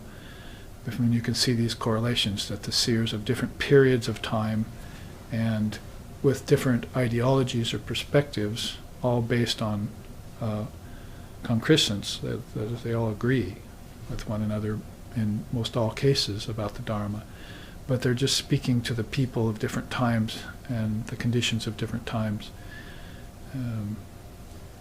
There was yoga far back as we can remember, yet Patanjali came in 140 AD and put together an 8-limb system of it. So you see these great souls are always coming to do that for us, for the people. It's their Loka Sangraha version of Shri Krishna's ancient doctrine, that he always wants to be there, giving these teachings to the people who have an interest and who want to keep current with the philosophical and spiritual postures of the day and time, especially in the Kali Yuga, as we say, in the age of darkness, or we call it the mechanic age, or the age of ignorance of our true self. It's going to be even more important to have this light of these teachings given to us. And actually in the Kali Yuga it makes more of an impression on us. You see, the light is much more brilliant where the darkness is the heaviest. It makes that much more impression on us when we come right out of darkness into light. See, like Barabbas out of the salt mines or something. You see. So if you hear it in this darkened age and in the stinted mental condition of humanity nowadays, then it'll make a great impression on you if you're a sensitive soul, and you'll want to glean it, and you'll want to possess it. As Ram Prasad says in one of his songs, I want to become wealthy in the entire landscape of Divine Mother's teachings, Dharma. I want to become infinitely wealthy with that, and wants to just absorb it all. Or Milarepa, the Tibetan Buddhist, says, when I think about the Dharma, I can't help but be inspired, and I can't help but share it with others. He wants everyone to awaken. See? I mean, speaking about Ram Prasad, he sings a song about, it has to do with food and prana. You probably remember it. Anande Ram Prasad rote Mavirajan Sarvagate. Anande Ram Prasad rote Mavirajan Sarvagate. Nagar Firo Moni Koro Parakina Shamamari. Nagar Firo Moni Koro Parakina Shamamari. Bono Boli Bajakali Icha Hoi Torjaya Chari Guru Datam Mahamantra Ivanishi Japakori Bono Boli Bajakali.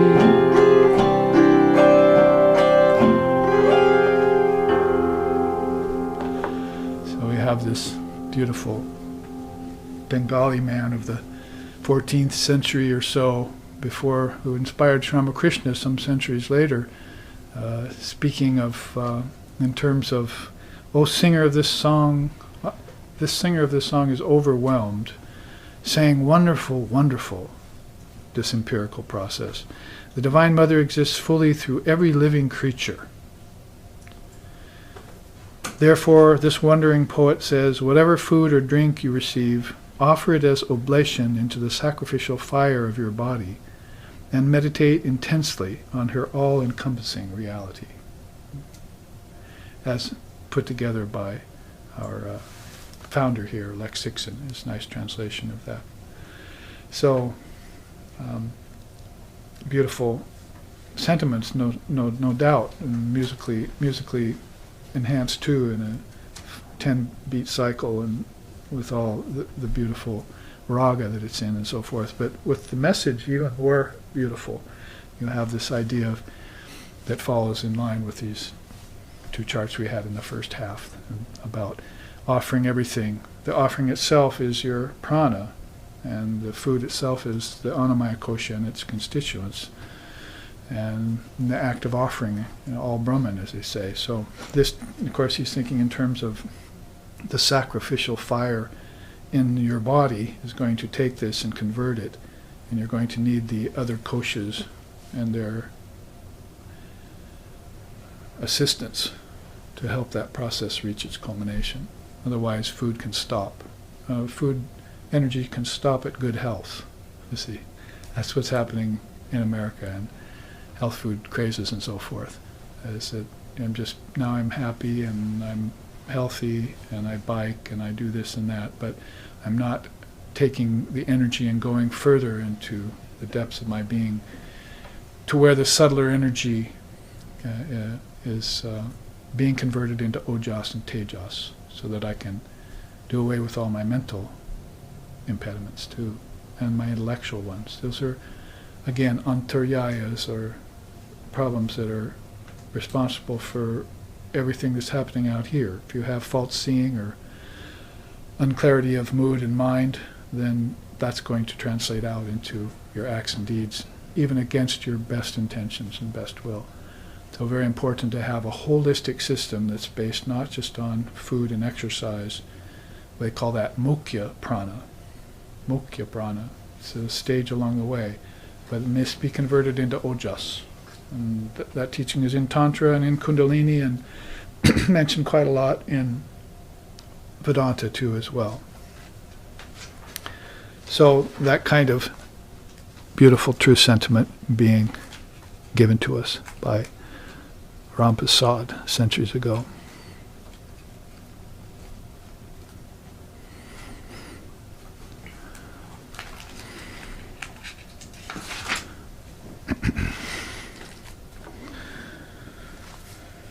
And that takes us into lesson 3 of chapter 3. So we've taken 2 slokas in that sweep in the first half, making good headway to possibly even finish the Taittiriya Upanishad, our study of it, which has been over a year now, in this series of 4 classes, today's and tomorrow's, and next Saturday and next Sunday. The third weekend of this visit, there will be no live streaming, by the way, just to make an announcement here, because we'll be having a seminar here on the samadhis of yoga. And you're all, of course, welcome to attend that, but it will not be live streamed, so you must show up in person for that and for our retreats, which take you deeper, as any good Sangha and good Dharma and good preceptors should do, should be always diving deeper into the essence of these teachings. So here we find that Bhrigu is learning from Aruna, his father, and has learned about food, sheath, and austerity, right? And we've taken that up. So now he says, the sloka says that is, he began to understand that prana is Brahman. For certainly all beings here are indeed born from prana. Having been born, they remain alive by prana, and upon departing, they enter into prana.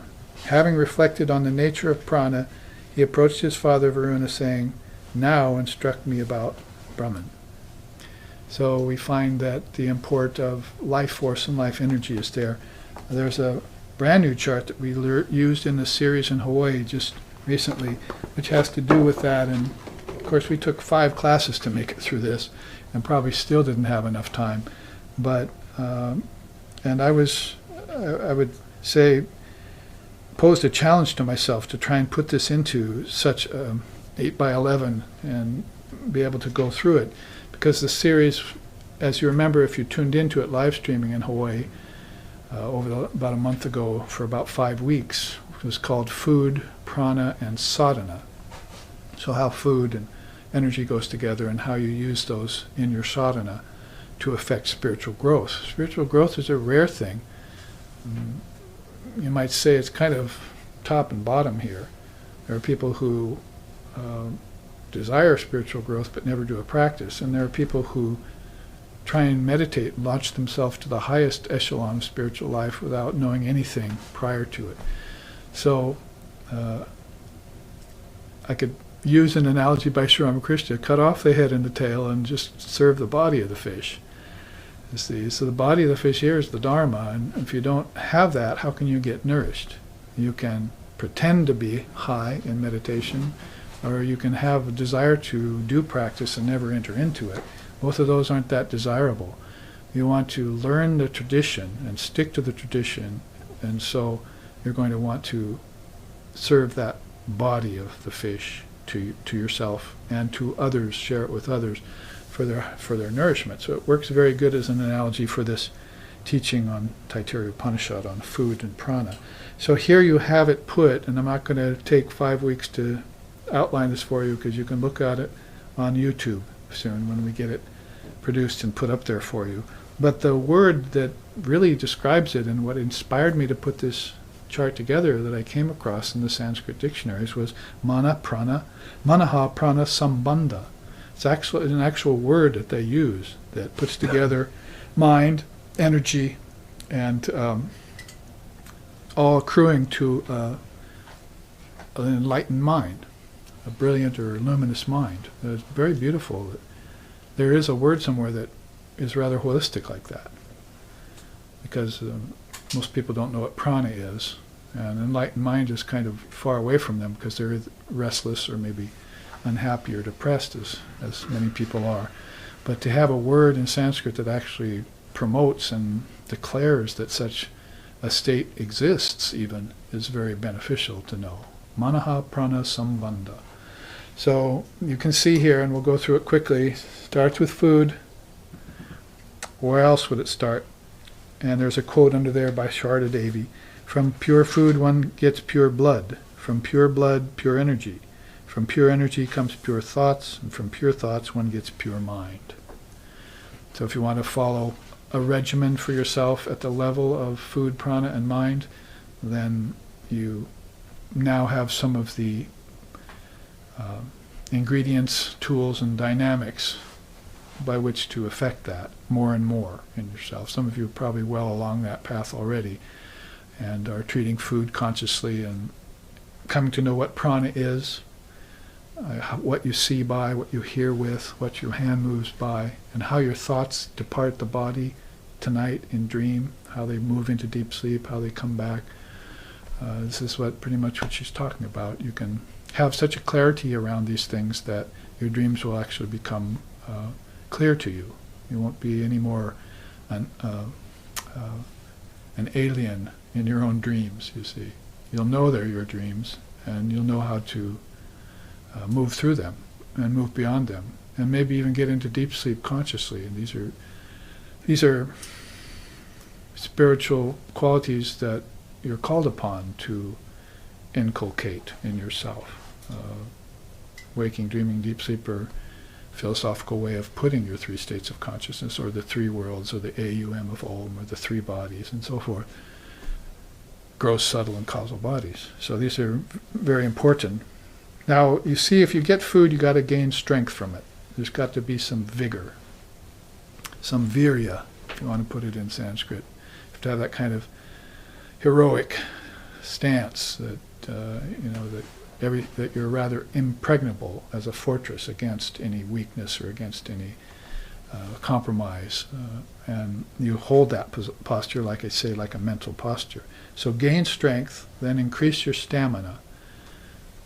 I sometimes have said about how I was in a crowd of people at the Kasipur Garden House on Kalpataru Day. There's thousands of people around. Music was going on, and the Swami came out of the crowd and handed this picture to me. He said, "This is your power." And he disappeared. I looked at it. It was a beautiful picture of Sri Ramakrishna. "This is your power," he said. So I still have that picture. It's in Ramakrishna in Brahmananda, it's called. He's in the bliss of Brahman Samadhi. It's down at the bottom and so forth. So this is what we mean by increase your stamina or increase your strength, is that you need to have a support, a strong, eternal, unwavering support, like a pillar that you can depend on. And that's called taking a chosen ideal. We'll get to it later.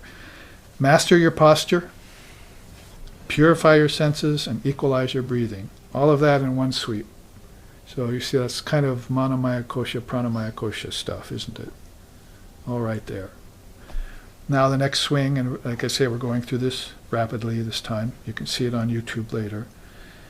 Is the actual awakening of your prana. That is, you're becoming conscious of life force, or vital energy, sometimes they call it. Élan vital in French.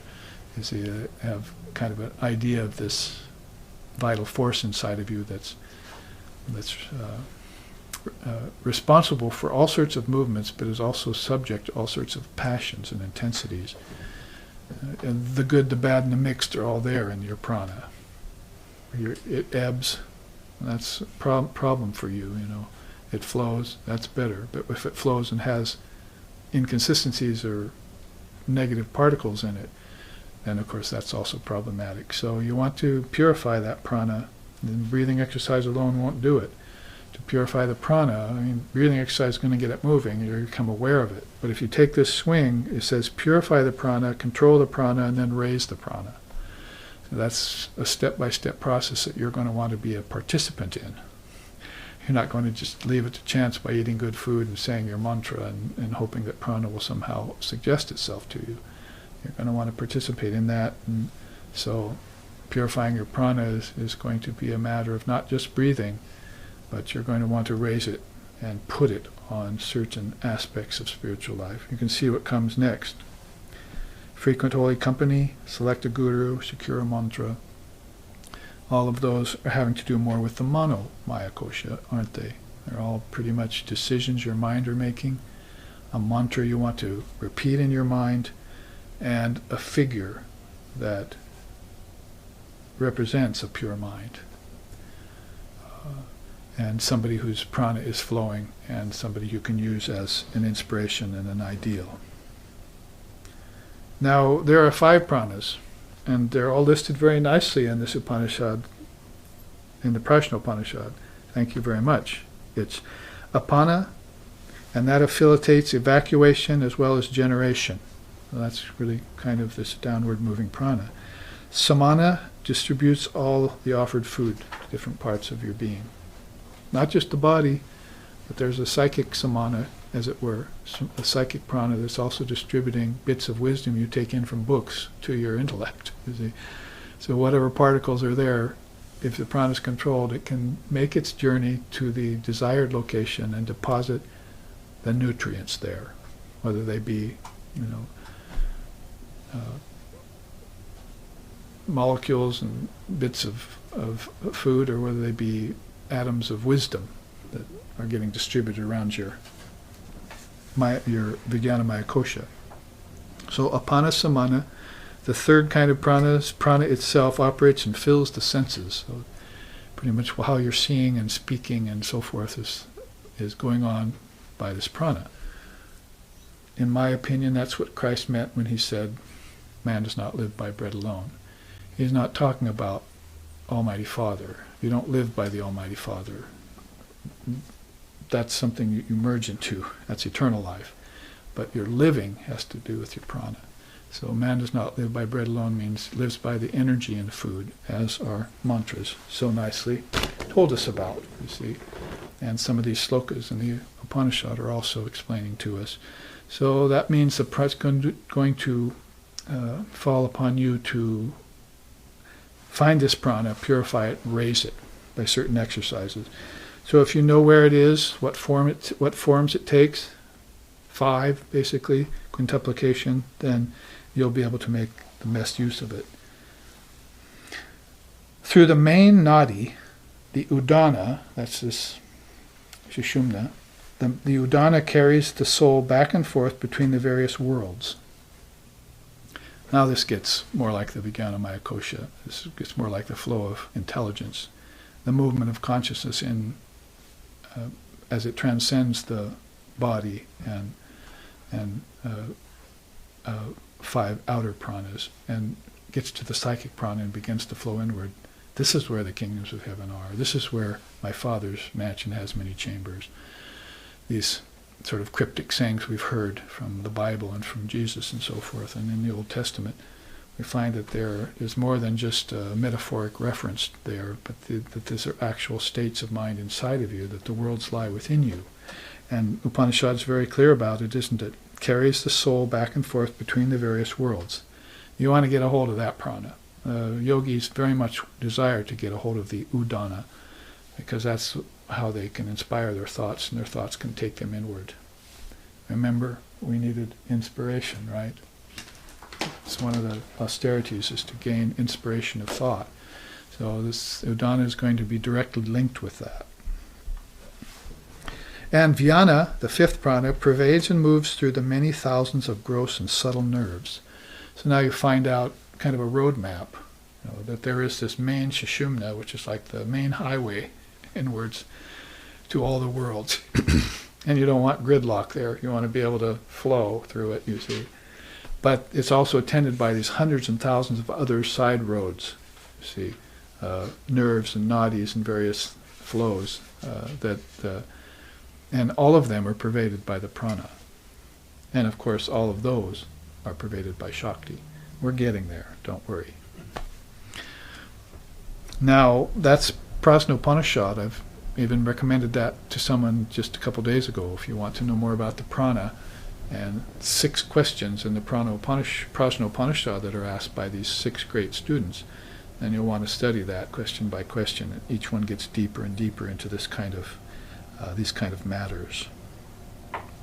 All right, so we said when you get that prana going, you probably have some introspection you're doing in some questions. So you select a guru, you frequent holy company, and you get that desire to know, deep desire to know the questions that are being given, the answers of which are not being given to you by upbringing in society and religion, fundamentalist religion, dualistic religion, and so forth.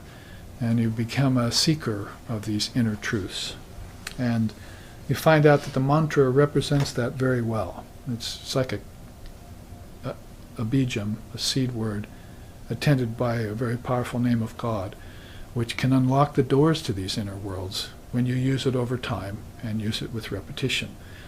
We were saying that just day before yesterday at a sort of spontaneous satsang that happened. We just dropped to the floor and started talking here in this room. When 3 people met, stopped, talked about God. I wish that was happening everywhere. But in the ashram, at least, it happened. So one of the things that came up was the mantra, you see, and how it's universal. Every religion, you'll find some form of it being used, name of God. And it's also based on repetition. And you can best to do that silently, but you can also utter it or even say it aloud. There's some 10 universal laws of mantra practice and why it's so important that are given, that we have taken before in whole retreats that we've done on the mantra.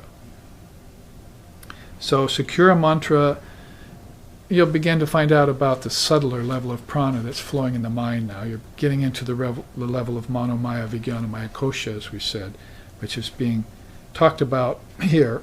It's getting ahead of the slokas of the Taittiriya Upanishad, which is talking about prana, but you might as well include psychic prana there, you see, because that's really the gateway, as I said, inward. And here you'll find out where some of these austerities are coming. Conduct worship. They'll want to become a worshipper. Most beings are inclined towards it. Some aren't. But there are different kinds of worship you can do. You can even, as it were, worship the formless if you have a certain mind to honor, that is, and respect and revere and understand levels, higher levels of consciousness. Of course, contemplating scripture is going to be invaluable. That's the Jnana Yoga per se, and the Dharma all come in there. And surrender of self, that was one of the first of austerities, right? The body, you want to be selfless and you want to surrender the ego so it doesn't get in the way later. And you want to perform work as worship. This is where everything sort of comes back full circle in this. You know, it's really heading towards nirvikalpa samadhi, which is the ultimate and which is very rare. But nevertheless, you're paying everything forward and it's coming back into your life as action. You started out doing action ignorantly or semi-consciously. You went through all this process. You end up doing action consciously now, as if there's no difference between it and inaction. As if form is formlessness and formlessness is form, as they say in the Diamond Sutra.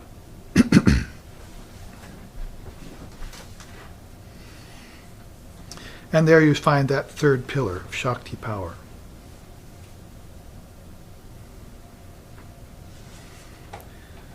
Now, having said that, and stopping in that trajectory, let's look at the next sloka in the Taittiriya. Leave this chart up for study. Then his father said to him, "Seek to know Brahman through austerity. Austerity is Brahman." He then performed austerity, and after having performed it, he understood that manas is Brahman. Manas is mind. Means dual mind. Good, bad, virtue, vice, pleasure, pain, dharma, adharma, and so forth are all part of the mind. You can't have mind without those dualities in it. Not manas anyway. That's beyond mind we're talking about. If those dualities cease to exist, you've gone beyond mind. For certainly all beings here are indeed born of manas. Having been born, they remain alive by manas. And on departing, they enter into manas. Having reflected on the true nature of manas, he again approached his father, saying, "Revered sir, instruct me about Brahman." So he's coming back a third time. His father's telling him, you must know your mind. You must know the mind complex. Mind in India means manas, also means antahakarana. Manas attended by its thought, chitta attended by its intelligence, buddhi attended by the ego, ahamkara, is all one fourfold mind. 5 if you put cosmic mind with it, which is the next step. Like we said, you're going to have to be meditating on a higher ideal. So this is where Brahma, Vishnu, and Shiva come in, and the avatars and Ishvara and so forth. And even on up to the word is that this is all in the realm of mind per se, mind and intelligence.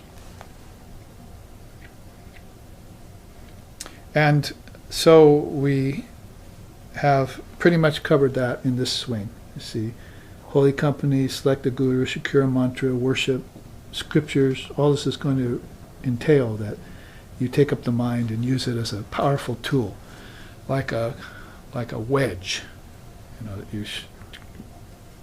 you insert between Maya and Brahman and use as for leverage that lifts Maya off its hinges, and you can then see the true nature of mind, which is going to be consciousness. Before that, people are not thinking in terms of consciousness. They're thinking in terms of cause and effect, maybe. They're thinking in terms of creation theory, thinking in terms of evolution. It doesn't really have anything to do with the mind being first and foremost. And what to speak of consciousness? Anterior to both life and mind is consciousness, says the Mundaku Upanishad. Anterior means prior to. So before life and mind and worlds and senses and objects and animals and insects and everything came into being, there was consciousness. And it's using mind to reflect itself. See, Chidabhasa. It's going to reflect objects and animals and plants and people and worlds through mind. And if you think of mind as being fourfold, then you'll know more about how that process happens. It's called sankalpa, or projection process, or vikalpa, projection via desire. The desire of the Trinity is very subtle, very sattvic, very high. I want you to engage in this projection process in full consciousness of who you are, and for the highest good of all beings, the spiritual growth and so forth. They never intended for it to dumb down, into a process of suffering and problems and dualities and taking the worlds to be real when they're just projections of the mind. None of that was ever intended by them. So as you reach higher levels of consciousness, that's why you begin to have samadhi. This corner we're going to turn here. It's where you become aware of Shakti, and the Shakti is going to grace you with certain higher states of consciousness as you reflect upon her. It's all a matter of time and right process, right orientation. It will happen. You want to start the process in this lifetime and leave this body in the highest state of consciousness possible as a thread that you can grab onto in your next incarnation, should you take one, or should you need one, or should you desire one in pure consciousness.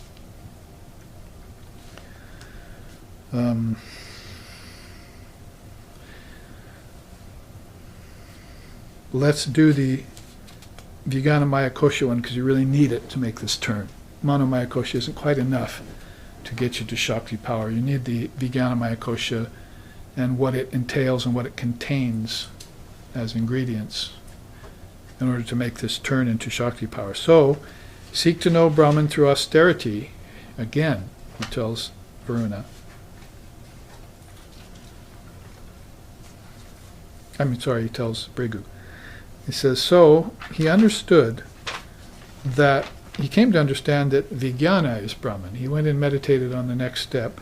For certainly all beings here are born of Vijnana. highest wisdom, really, highest intelligence is vijnana. Having been born, they remain alive by vijnana, and upon departing they enter into vijnana.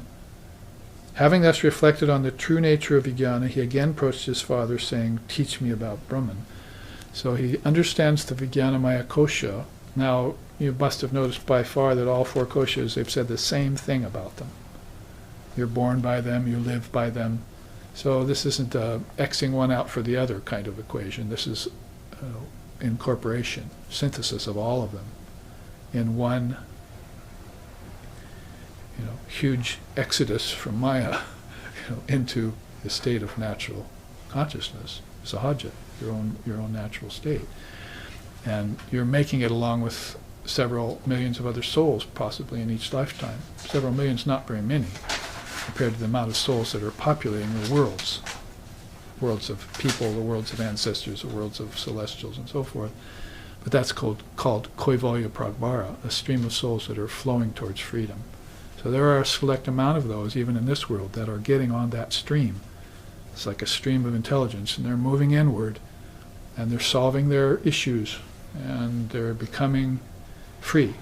They're acquainting themselves with Brahman, even, with the highest reality, although that might be a far stretch yet.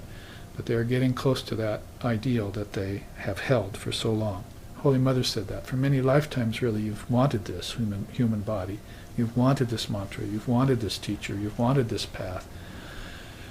And you need to remain awake to the fact that they are now upon you, and you must utilize them and take them full force into the supreme goal, paragatam.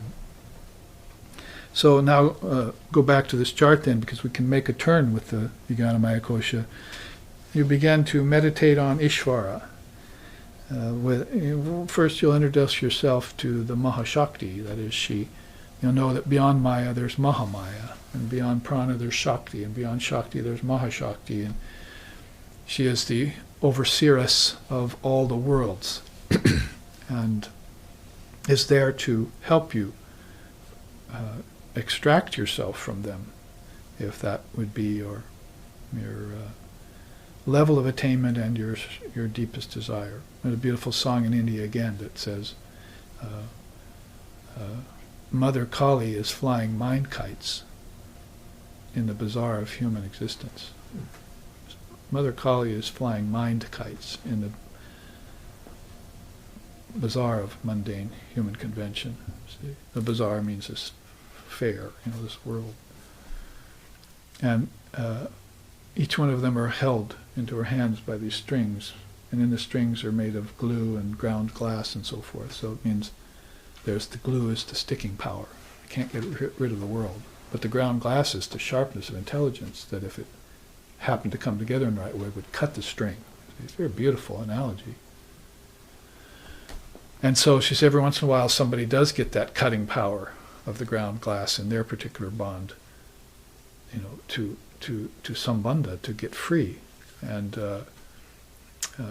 when one of those kites, or balloons if you want to say, cuts its string and begins to float up into the sky of awareness, she claps her hands and dances. Don't worry, she's not going to let them all go. She has 4 hands, so she claps the bottom 2, holds the rest with the top 2. So, beautiful song again by Ramprasad, this beautiful Bengali poet saint. So you'll become acquainted with Shakti and the power there. In Mroga it's Chit Shakti. Patanjali provides for her, and that's that pure conscious awareness we're talking about. And it really will allow you to meditate on the highest soul, on the supreme personality, on the supreme being. Ishvara it's called. That is really Ishvara's Brahma, Vishnu, and Shiva, and the avatars that come out of them. Because they're avatars that come out of all 3, really, not just out of Vaishnavas, although they have the 10 avatars mapped very nicely, and Rama and Krishna being amongst them. But they're also Shiva avatars, and Kali avatar in this day and age, from Sri Krishna is called the avatar of Kali, or Divine Mother. Her time is upon us now in the Kali Yuga. That's what we need. So in this case, then, you see Shakti power becomes very important as a sort of one-upmanship to prana and psychic prana. That is, you don't going to want to stop at prana or even psychic prana, because psychic prana is also where the psychic powers happen to be. See, if you want clarity of spirit, there are 3 obstacles: 8 occult powers, your desire for heaven, and your personal lordship over others. The gods have that problem. The gods cannot reach Brahman because they have personal lordship as a desire. So they want to be the master of all these millions and millions of souls in these very subtle inner worlds. Sri Ramakrishna often said he went through those worlds on his way to non-dual samadhi, and they would beckon him, "Come in, you're such a beautiful soul, come into my world, come under my dominion." And he would resist them and just he would go the full distance, into Mahasamadhi. So, or in that case, samadhi, which he would come back out of. Very rare for a person to be able to gather back their mind from samadhi once they've had it. It's a very rare soul that can do that. It's called an Ishvara Koti. If you can gather your mind back from Brahman, most beings will just give themselves entirely into that and probably never return again. Follow that stream to the light. So some mentions and teachings along the way, but you'll hit this level of meditate on Ishvara. Now, we better take in the Anandamaya Kosha, because the Anandamaya Kosha is taking us this far, but it's very unlikely that you're going to have samadhis and blissful moods without the Anandamaya Kosha itself. That is, without knowing it and its contents and its limitations. And we're talking about koshas are limiting adjuncts, right? If you pour water into a kosha during the puja, you see it's into a vessel, right? You polish the vessel and pour water into it. Water's not getting outside that sheath, that upadhi, that kosha. So it's got a receptacle, you see, and it can't go anywhere unless you pour it into something else. So in that way, these sheaths, upadhis, are limitations, and people are using them all the time for all walks of life and for all levels of thinking and acting without knowing the limitations of them and without knowing that they're actually limited to them. If they're limited to them, it means rebirth. They'll come back again, pouring water into the same vessels, as it were, and not aware that there's an ocean of outside of them, you see, that's unlimited, that's infinite. So let's see what Bhrigu finds next from his father Varuna. "Please instruct me about Brahman." His father said to him, "Seek to know Brahman through austerity." He then went and practiced austerity, and lesson 6 of this 3rd chapter, he understood that bliss is Brahman. "For certainly all beings here are indeed born from bliss. Having been born, they remain alive by bliss. On departing, they enter into bliss. This same knowledge of Bhrigu and Varuna is founded on the highest empyrean, the supreme bliss hid in the cave of the intellect. That one who thus comprehends becomes firmly established. That one commands food, gets the power of assimilate it, and to enjoy it.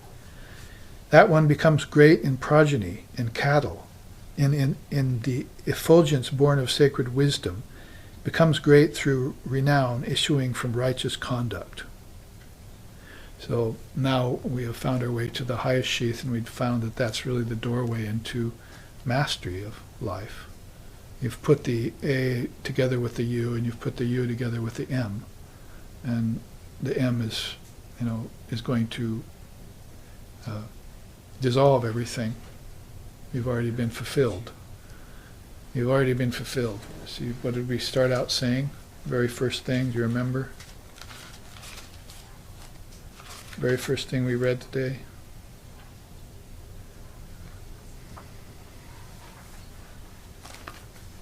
Was it the very first?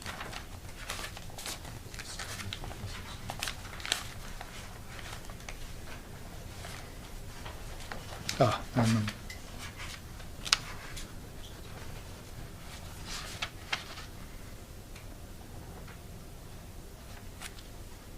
That's the nature of austerity, right?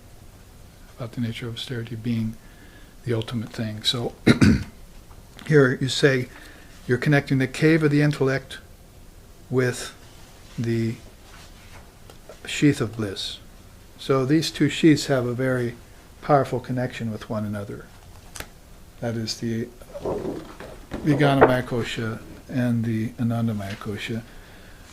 Things are really getting intense there on the level of higher intellect and higher bliss. The limitation being that in the Anandamaya Kosha you'll find out that this bliss is personalized, individualized, and that there's another bliss beyond that. That's the limitation of the Anandamaya Kosha that we were just talking about, limiting adjuncts.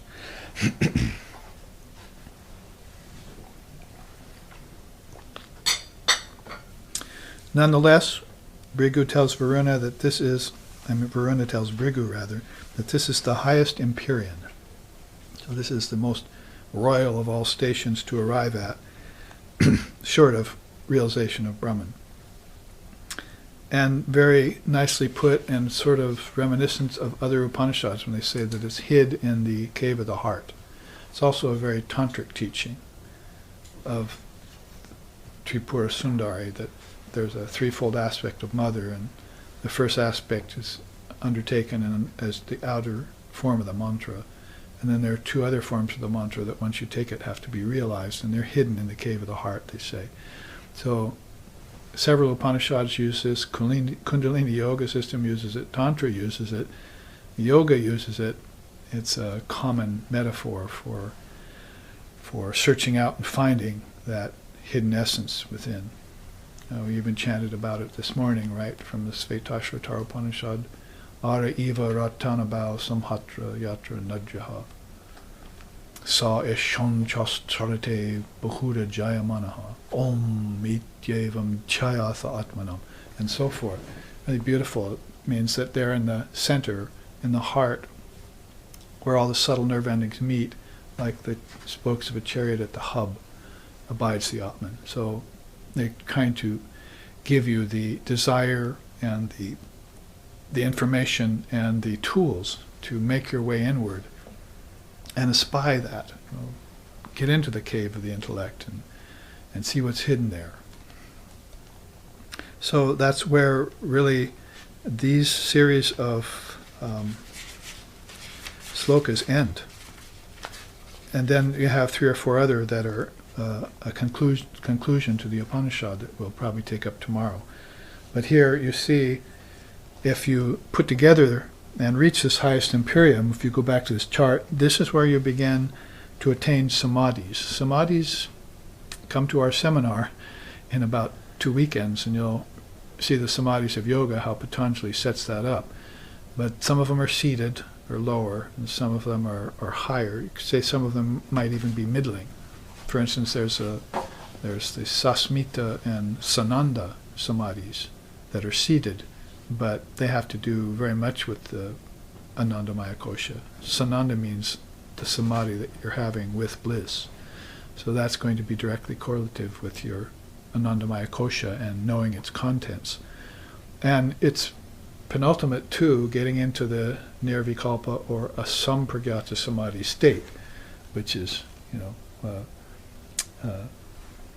meditate on Brahman and attain Nirvikalpa. The other word for that in yoga would be Asampragyata, means seedless. So you can see how then this sheath of bliss is a doorway, if you know its contents and can open that using this esoteric wisdom and your practice into the cave of the intellect. This is going to be the highest empyrean, the highest intelligence, which is consummate with, or maybe even just penultimate to Brahman. And you'll have those samadhis which reflect that. First one's called, you have Savitarka and Nirvitarka, and Savichara and Nirvichara. Those are knowledge samadhis, basically.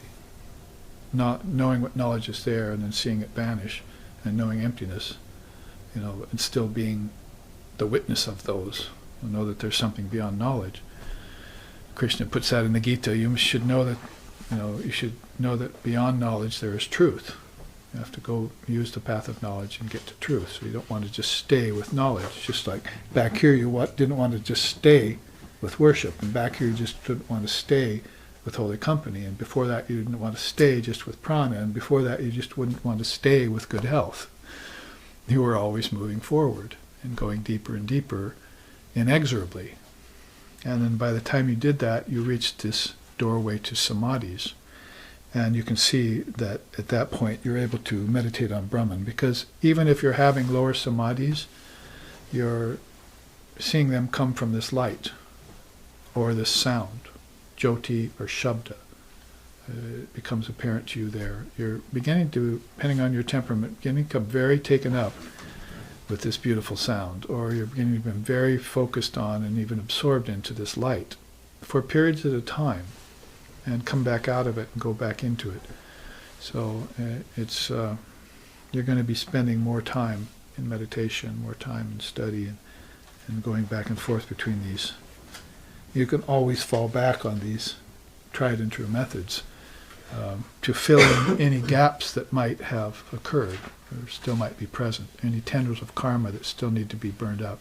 And in fact, that's what's happening here is in this final swing, is that there are very subtle karmas, according to the father of yoga, that are still persisting, and they persist almost to the very end of those seated samadhis.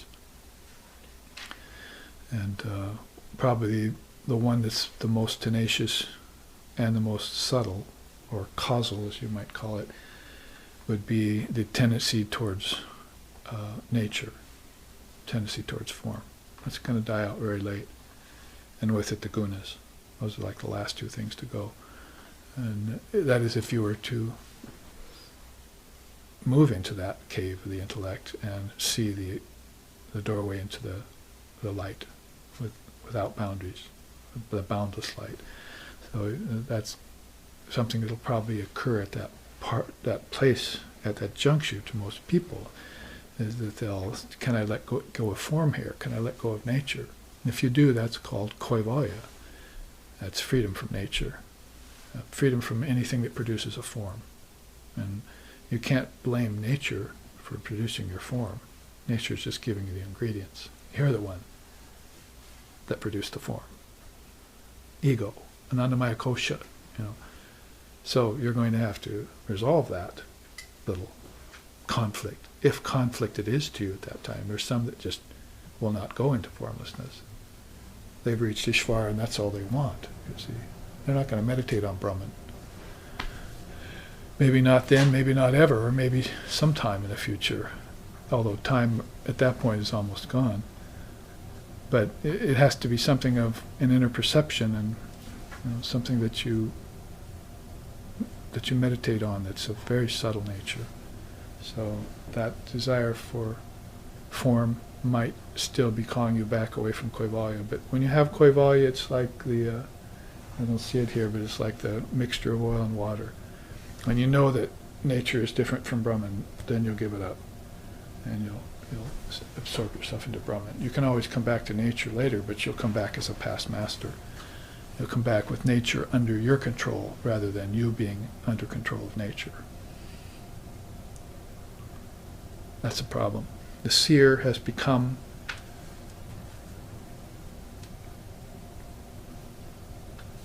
bound by nature, by the scene, Patanjali says.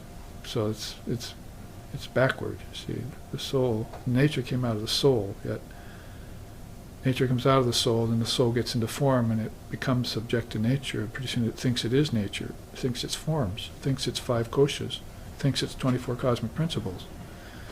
You can see the problem and the perspective of the seers in that way. No, reverse that process. The seer must always be master of the scene, and that'll be evident when you're in nirvikalpa samadhi. But it might become something that you need to strengthen some inner muscles about if you move into lower samadhis and outward.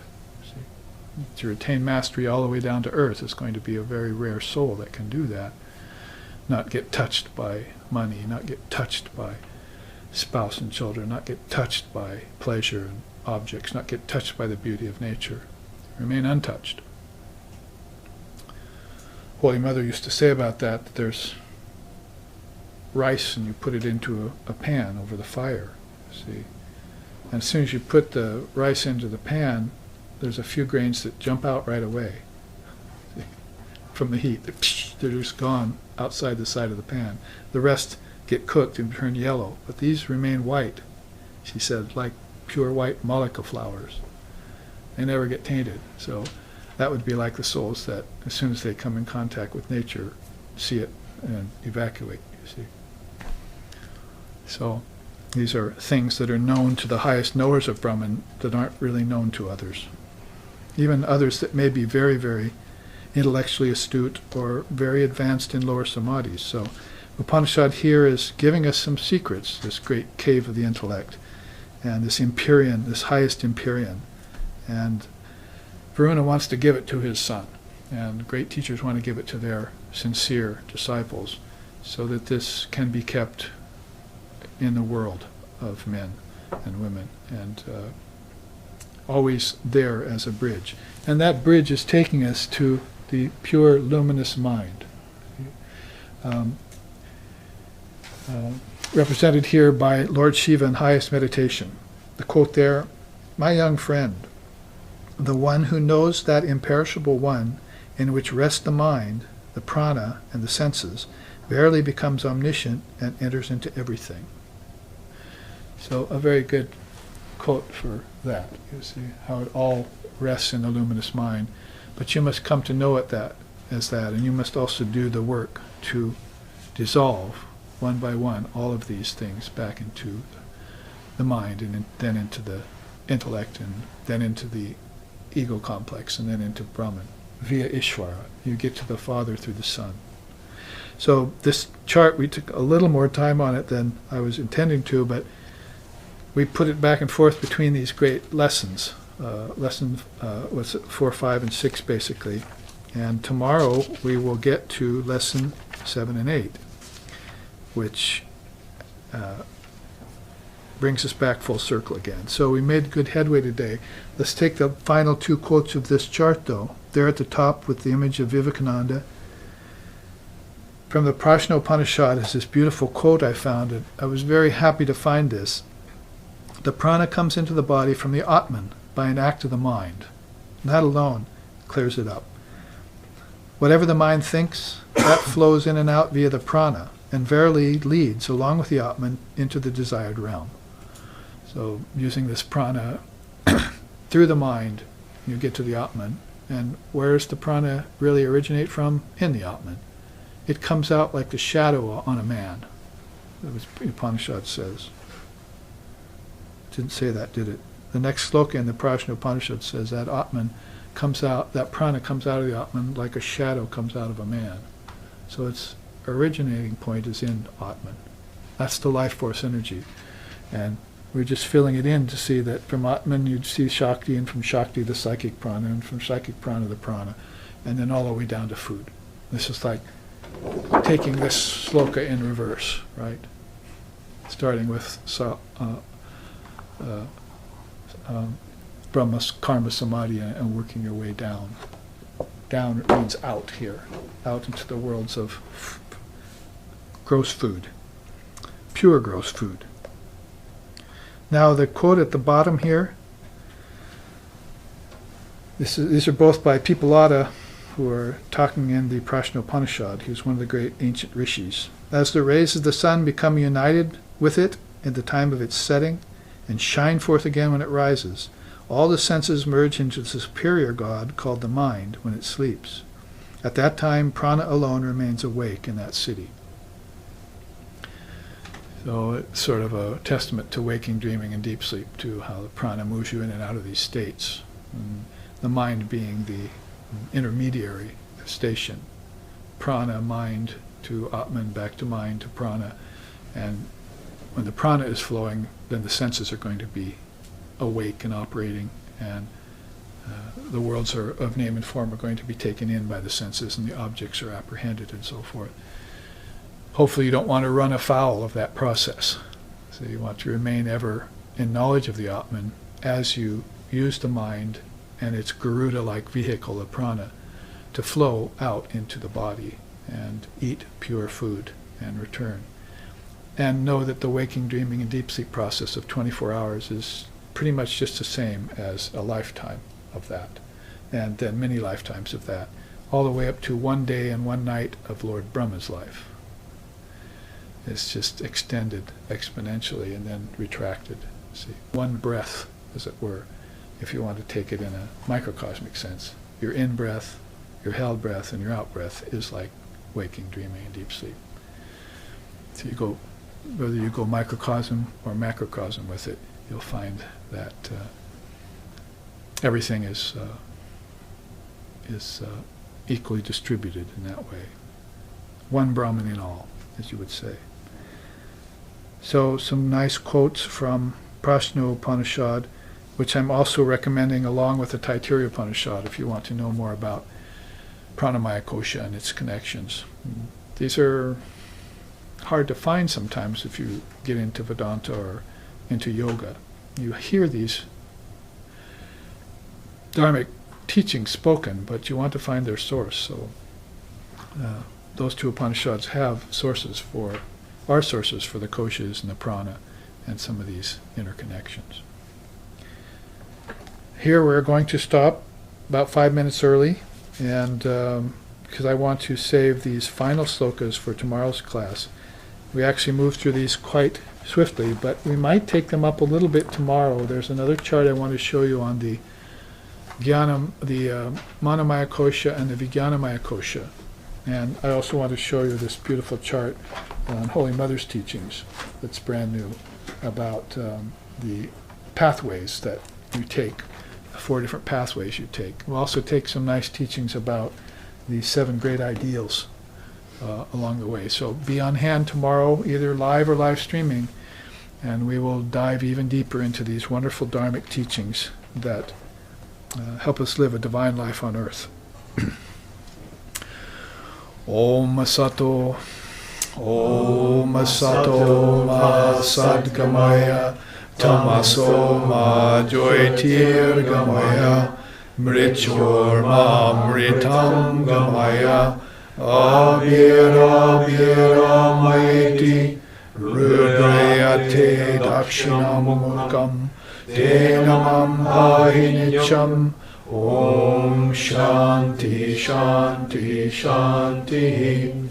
Lead us from darkness to light. Lead us from lower truth to higher truth. Lead us from the unreal to the real. And lead us from the illusion of death to eternal life. Reach us through and through, O Lord and Mother of the universe, with your sweet and benign presence. Om peace, peace, peace. May peace be unto us, and may peace be unto all. Om Hari Om.